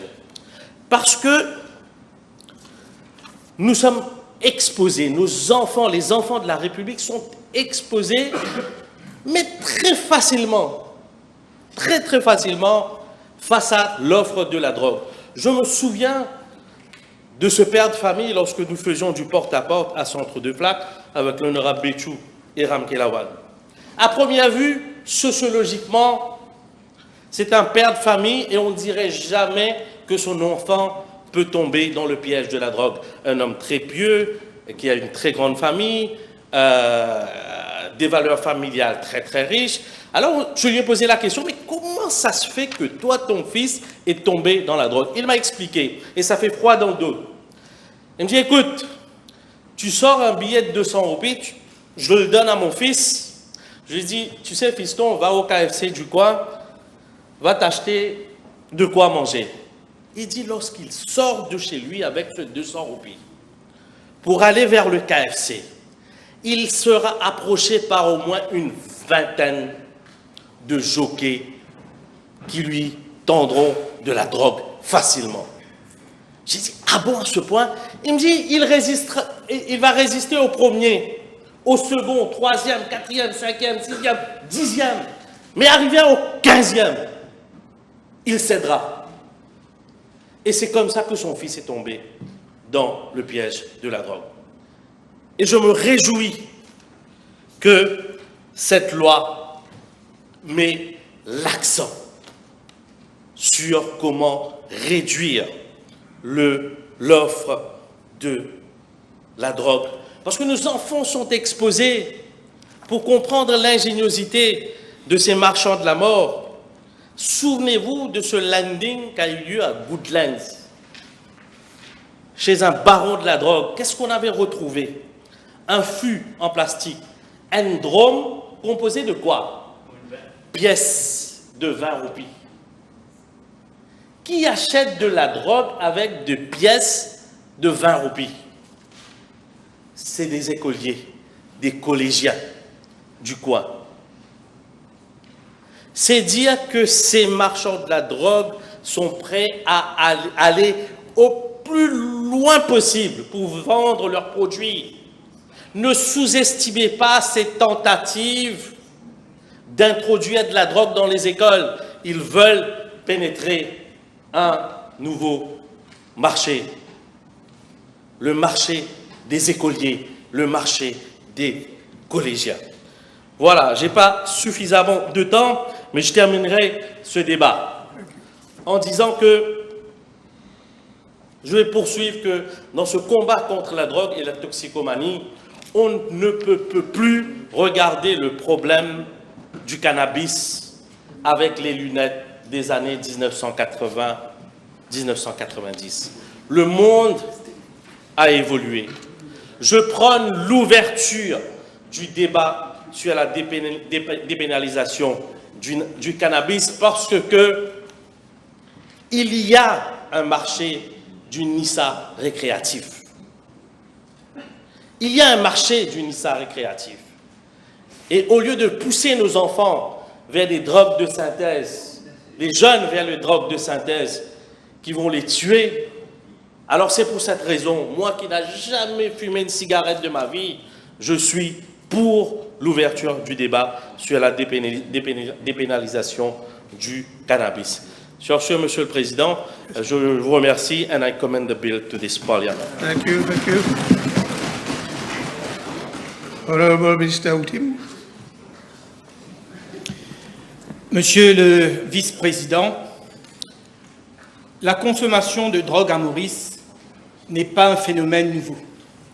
Selon le rapport de la commission d'enquête sur le trafic de la drogue, publié en juillet 2018, présidé par l'ancien juge Lam Shanling avec comme assesseur M. Samiala Letan et Dr Dumon, depuis au moins 1834, le ganja et l'opium est consommé à Maurice. Selon un rapport déposé aux Nations Unies en 1952, il y avait en ce temps-là à l'île Maurice 200 consommateurs d'opium réunis dans des fumeries traditionnelles et environ 400 consommateurs de ganja, principalement dans des contextes sociaux ou religieux. L'usage était localisé, personnel et dans la plupart des cas récréatif. Et puis, dans les années 80, sous le régime du gouvernement MSM, Jack Napier, le trafic de drogue et la consommation de drogue a pris son envol. Le rapport de la commission d'enquête sur la drogue présidé par le juge Sir Maurice Rowe, publié en 1987, avait répertorié plusieurs types de drogues différentes consommées à Maurice. Des drogues dures comme l'héroïne et surtout le brown sugar.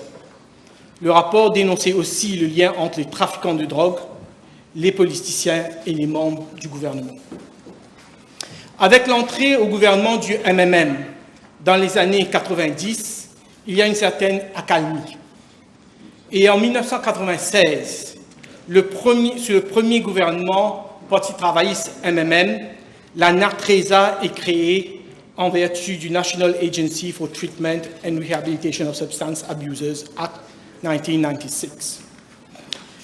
NATRESA remplace le Treatment and Rehabilitation of Drug Addicts Trust Fund Act avec pour objectif principal la mise en œuvre des programmes visant à prévenir la consommation de drogue ainsi qu'à assurer le traitement et la réhabilitation des drogués. La NATRESA travaillait en étroite collaboration avec les ONG et les travailleurs sociaux. Avec la NATRESA, les consommateurs de drogue étaient considérés comme des victimes ayant besoin de soins et de réinsertion sociale. Par la suite, un programme d'échange de seringues a été mis en place et le traitement des drogués à la méthadone fut introduit. Mais, Monsieur le Vice-président, le retour aux commandes du MSM avec les Jagnat père et fils à partir de décembre 2014 va tout chambouler. En 2016, la NATRESA, qui réunissait les forces vives de la société, est abolie par pur fanatisme politique et incompétence. Elle est alors remplacée par la Harm Reduction Unit au sein du ministère de la Santé. Les ONG, les travailleurs sociaux sont mis à l'écart. L'industrie de la drogue connaît un véritable boom économique. De nouvelles drogues font leur apparition, notamment les drogues de synthèse, moins chères et bien plus accessibles. Monsieur le vice-président, sous le régime Diagnat-Fils, on peut parler de véritable démocratisation à l'accès de la drogue. La drogue baguette figure. Personne n'est épargné. Tout le monde, indépendamment de son appartenance ethnique ou religieuse ou de sa classe sociale, est concerné par ce fléau. Les riches, les pauvres, les villes, les villages, tout y passe. Selon une enquête nationale sur l'usage de la drogue menée en 2022, environ 111 500 Mauriciens seraient consommateurs. Pour un petit pays de notre taille, c'est tout simplement inconcevable. Les consommateurs de drogue sont de plus en plus jeunes. On observe des cas de consommation au sein des collèges et parfois même dans certaines écoles primaires où des enfants s'adonnent aux drogues de synthèse. Les réseaux sociaux regorgent de clips montrant des jeunes, garçons et filles, en train de fumer des bongs dans un état second. Nous devenons une véritable société de zombies. Quelle honte, Monsieur le Vice-président, que la United Nations Office on Drugs and Crimes ait classé Maurice au premier rang des pays africains pour la consommation de drogues de synthèse lors d'une enquête menée l'année dernière. Maurice, première au sein de la région de SADC en matière de trafic de drogue de synthèse en 2020, selon l'indice de crime organisé en Afrique. Et n'oublions pas, Monsieur le Vice-président, sous l'ère du MSM, pas une seule condamnation de grands trafiquants de drogue pendant les 10 dernières années. Aucune volonté politique de combattre le trafic de drogue. Et 30 ans après le rapport Rowe, le rapport Lam-Channing fait le même constat, le même lien étroit entre les trafiquants de drogue et ceux qui sont proches du régime MSM. Ce qui rejoint le constat de Organized Crime Index Africa dans son rapport de 2023, qui écrit, et je cite, « Despite the existence of specialized units, the fight against drug trafficking is believed to be largely cosmetic due to widespread corruption and inefficiencies in law enforcement bodies. » Une union sacrée entre le MSM et les barons de la drogue. Mais tout cela va changer, Monsieur le Vice-président. And it all starts today with this bill and the setting up of the National Agency for Drug Control. The agency will play a crucial role for the reduction of both demand and supply of drugs in Mauritius. On the supply side, contrary to what the Honourable Leader of the Opposition seems to be suggesting, the agency will not replace LADSU or any other drug enforcement agency. What it will do is to ensure a better coordination among the various drug enforcement agencies. The Lam-Channing report observed at paragraph 2.17, and I quote, "The need for an active, real and efficient regional and international cooperation to exchange information, intelligence and help, which is sorely lacking as deposed before us by the ADSU."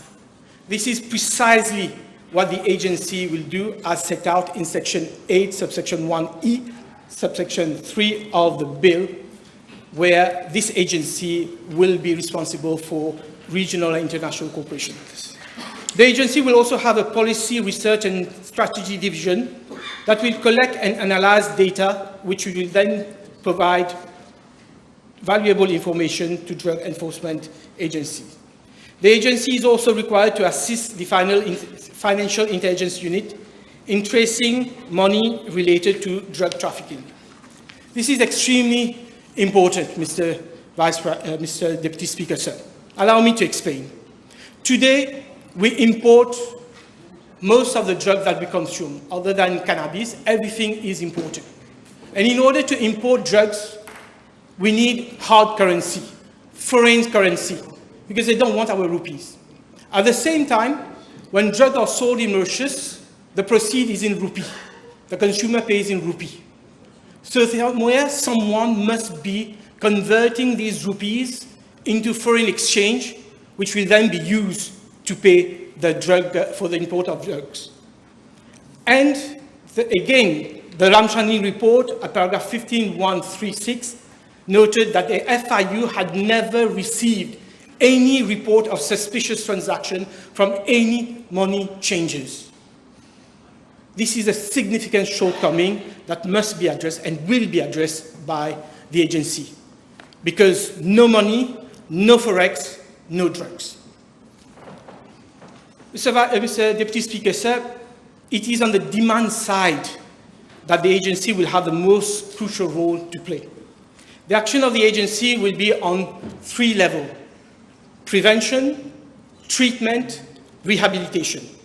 For its prevention and public awareness division, the agency will lead campaigns at national level and also in education institution, place of work, and place of worship. Through its treatment rehabilitation service division, the agency will work closely with the Ministry of Health and NGOs and the Drug Users Administrative Panel for the adequate treatment and rehabilitation of drug victims. Mr. Deputy Speaker, sir, the Lam-Shanning report had recommended the conversion of Petit Verger prison into a national treatment and rehabilitation center. I am sure the agency will look into this possibility and make recommendations in due course. At the moment, there are a number of NGOs which operate treatment and rehabilitation centers, and I salute them for their efforts. Most of them are volunteers. However, these centers, Mr. Deputy Speaker, sir, are not always run with professionals. Some patient has complained about ill treatment. Others have even filed kidnapping charges against the operators. And last year, at least 2 patients died when they were supposed to be following treatment at these rehabilitation centers. Those centers will have to be properly regulated, licensed, monitored, and run by qualified drug therapists. And the agency will be mandated to ensure that this is so. Mr. Deputy Speaker, sir, the agency will also have an HIV and AIDS prevention and care coordination division. The reason is because today, the main vector of transmission of the HIV/AIDS virus is through drug injection. In my constituency, I know of several women who were infected by their husband, who themselves were infected in prison. And I know 2 women who actually transmitted the virus to their children. And these women are very scared to come forward and get the required treatment because there's still a stigma attached to HIV and AIDS victims. So the agency, again, will have an important role to play in implementing harm reduction program to prevent, detect, and treat drug victims who have HIV and AIDS. Mr. Deputy Speaker, sir, I welcome the fact that the Minister responsible for Labour will be part of the National Drug Control Commission, to be headed by the Honourable Prime Minister, and a representative of my ministry will sit on the Drug Control Board. My ministry has an important role to play in the prevention and rehabilitation of workers who are drug victims. Officers from my ministry will regularly be conducting training workshops to sensitize employers on the dangers of drug addiction, but also how to cope with workers whom they suspect to be drug addicts. I'm informed by officers of our ministry that an increasing number of employers have been terminating the employment of their workers because of high absenteeism and fall in productivity linked to drug consumption. Our nation cannot afford to lose its workforce. But the biggest challenge, however, remains the provision of employment to victims of drugs once they come out of addiction. Although the law prevents any form of discrimination during recruitment process, the harsh reality, Mr. Deputy Speaker, sir, is that it is very difficult for a drug victim to find a job. And this very often is the main reason for their relapse. We have to change our mentality. But we should also seriously consider amending the 2nd schedule of the Certificate of Character Act. As the law currently stands, a certificate of character will always set out the conviction of any offense under the Dangerous Drugs Act irrespective on the date on which the offense was committed. Many drug victims are convicted for possession of drug, even in small quantity for personal consumption. Once they are convicted for a drug offense, it is extremely difficult for them to find a job, but not only a job. I know of cases where they were not even admitted to university because of possession of drug. So the only way out for these people, Mr. Deputy Speaker, sir, today is to apply to the Commission on Prerogative of Mercy to get a free pardon. But not everyone is the son of the former Commissioner of Police who will get a pardon just for the asking. It is a costly procedure with uncertain outcome. The agency will no doubt look into this matter. Mr. Deputy Speaker, sir, various NGOs and social workers who deal with drug victims have called for the legalization of the consumption of certain type of drug, namely cannabis. Several orators before me have touched on the subject. The bill does not envisage such legalization at this point. But again, I am sure that the agency will carry out the necessary consultation, will examine the consequences of legalizing ganja, and will come up with appropriate recommendations which can then be debated in this House when the time is right. Before resuming my seat, Mr. Deputy Speaker, sir, allow me to express my profound disappointment with the attitude of the Honourable Leader of the Opposition, who chose to play the role of a prophète de malheur instead of supporting the setting up of this agency. May I remind him that Section 5, subsection 3 of the bill clearly provides that the agency, in the discharge of its function, exercise of its power, will be under the direction and control of nobody, no authority. So the agency will appoint its own staff and consultant on such terms and conditions as the board will determine. This is outlined in section 15 of the bill. So we have absolutely no qualm about the independence of this agency. De toute façon, Monsieur le Vice-président, c'est la personne qui fait l'institution. Et je n'ai aucun doute que le tandem Samiola Lotan et le docteur Faisal Suleiman feront des merveilles. Et je leur souhaite bon courage. La population est derrière vous. Merci. Thank you, Minister. Honorable Mr. Soubon. Mr. Deputy Speaker, sir, as an elected member of constituency number 4 and Minister of Social Security and Social Integration, I live and witness the daily ravages and tragedies created by synthetic drugs.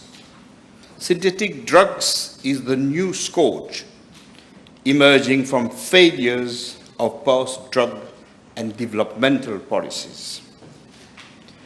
What is the essence of this bill in front of the House?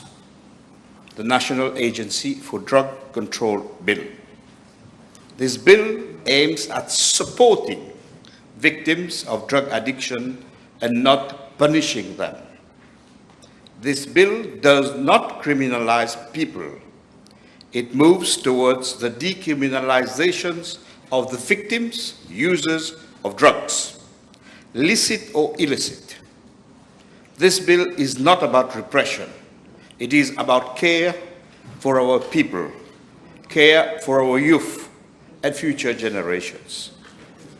This bill marks a significant departure from failed policies philosophy, focusing on repression and prohibitionism arising from the failed drug of war policies devised since 1971 by Nixon, the then President of the USA. This bill, in parallel, creates a new political structure, space for drug policies change. I will come back to it later. My party, Resistance and Alternative, as a party having campaigned in the support Don't Punish movement, we welcome this bill. As a party promoting drug policy based and focused on public health, human rights, harm reduction, decriminalization of drug users, decriminalization, regulation of marijuana, we view this bill as a significant step in the enlightened direction. To contribute to the present debate, it is of paramount importance to understand the relation of human society to the issue of drugs and re-establishes certain facts. Mr. Deputy Speaker, sir, the consumption of psychoactive substances is as ancient as human societies and characteristics of most cultures. It dates back to prehistory. The cultivation, use, and trade of psychoactive and other drugs has occurred since the dawn of civilization. Mr. Deputy Speaker, in Mauritius, maybe some people do not realize, the marijuana ganja was legal up to 1923. People had the right to buy 5 grams in what was described of ganja ke dukan. In the modern world, despite their widespread prohibition, illicit drugs such as opiates, cannabis, cocaine, amphetamine, and the myriad of psychedelics and synthetics are fundamental features. Today's illicit global drug trade is among the world's most lucrative and affects tens of millions of consumers, abusers, and addict users, or users of mind-altering drugs across the planet. In the near recent history, we also need to remember that drug trade created wars. The British had gone to war with China in the 19th century in what became known as the First and Second Opium Wars to protect their valuable trade in narcotics. It was only in the 20th century that Britain and the United States outlawed cannabis. The prohibitionist campaign included alcohol prohibition in the USA, which was only repealed in 1933. This created the basis for the birth of the mafia in the United States of America, where state people colluded with the emerging mafia to produce, trade, and consume alcohol. In the mid-20th century, the United States government led the world to a major renewed surge in drug prohibition called War on Drugs. It is now widely acknowledged that repressive prohibition politics have failed. In some countries, these solely coercive policies gave rise to neo-fascist regimes, as was the case in Philippines, where former President Duterte war on drugs with his war on drugs, which itself was a massive failure. The world is now moving gradually and cautiously towards less repressive and more public health, human rights, and caring-based politics. Mr. the Deputy Speaker, sir, many in the world have now realized that to dismantle or at least curbing the rising power of the mafia and criminality ascension, the issue of decriminalization and or regulation of some presently illicit drug like the marijuana should be envisaged. Dozens of countries have embarked in these directions. With this bill, we are creating the conditions and laying the foundation to move in this enlightened direction. This bill creates for the first time a political structure and space that never existed in the history of Mauritius. In reality, this bill creates a mini cabinet of at least 16 ministers, adding representatives from Rodrigue to shape and redefine national objectives and goals, and determining policies and priorities with regard to drug control issues. It is the first time in the history of Mauritius that such a powerful policy-making architecture is being put in place in the first instance, and to address the issue of drug control. This bill is a step forward, not a goal, but a tool for change. Social movements struggling for fundamental change should realize that within this new space being created by this government, many of us in the L'Alliance Changement, including Résistance et Alternative, promoting a paradigm shift, will be an ally, not an obstacle to the social movements and NGOs. When debating drug issues and drug problems, it is very important, as some of the honorable members had done, to link it with class issues, with social inequalities, with poverty and drug and gentrification. For example, in Mauritius, we are now witnessing what we are calling circular gentrification. That is, we are getting part of our youth, the most poorer and vulnerable part of our youth, are being drawn, hurled, if we can say so, to synthetic drug. We are seeing part of our youth leaving the country. And we are also seeing in parallel other people, rich people, billionaires coming in Mauritius, replacing the displaced people or the youth hurled in synthetic drugs. We also need to realize, when talking about drugs, that there is a drug for the rich, it's cocaine. There is a drug for the middle class, it's marijuana. And there is a drug for the poor youngsters, it's synthetic drug. This means we also need to realize a third dimension. There has been societal change and work pattern changes, which we sometimes don't realize, that have changed the model, the family model, whereby the youth are left unattended and without social care at some period of the day, mainly after they come back from school. We need to integrate these dimensions in the discussion that we'll be having with this new architecture.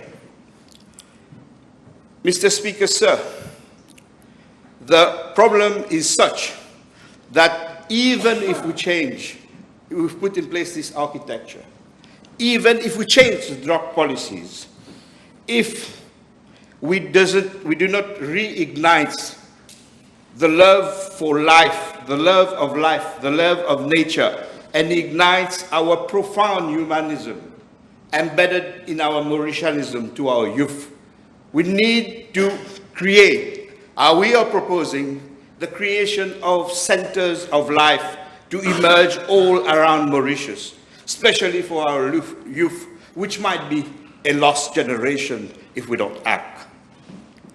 May I add that in parallel, we need to rethink our developmental and economic model.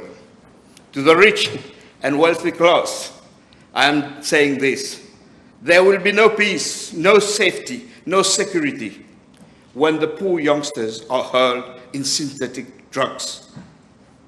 And when our youth are departing from this country and is being replaced by either millionaire or migrant labor.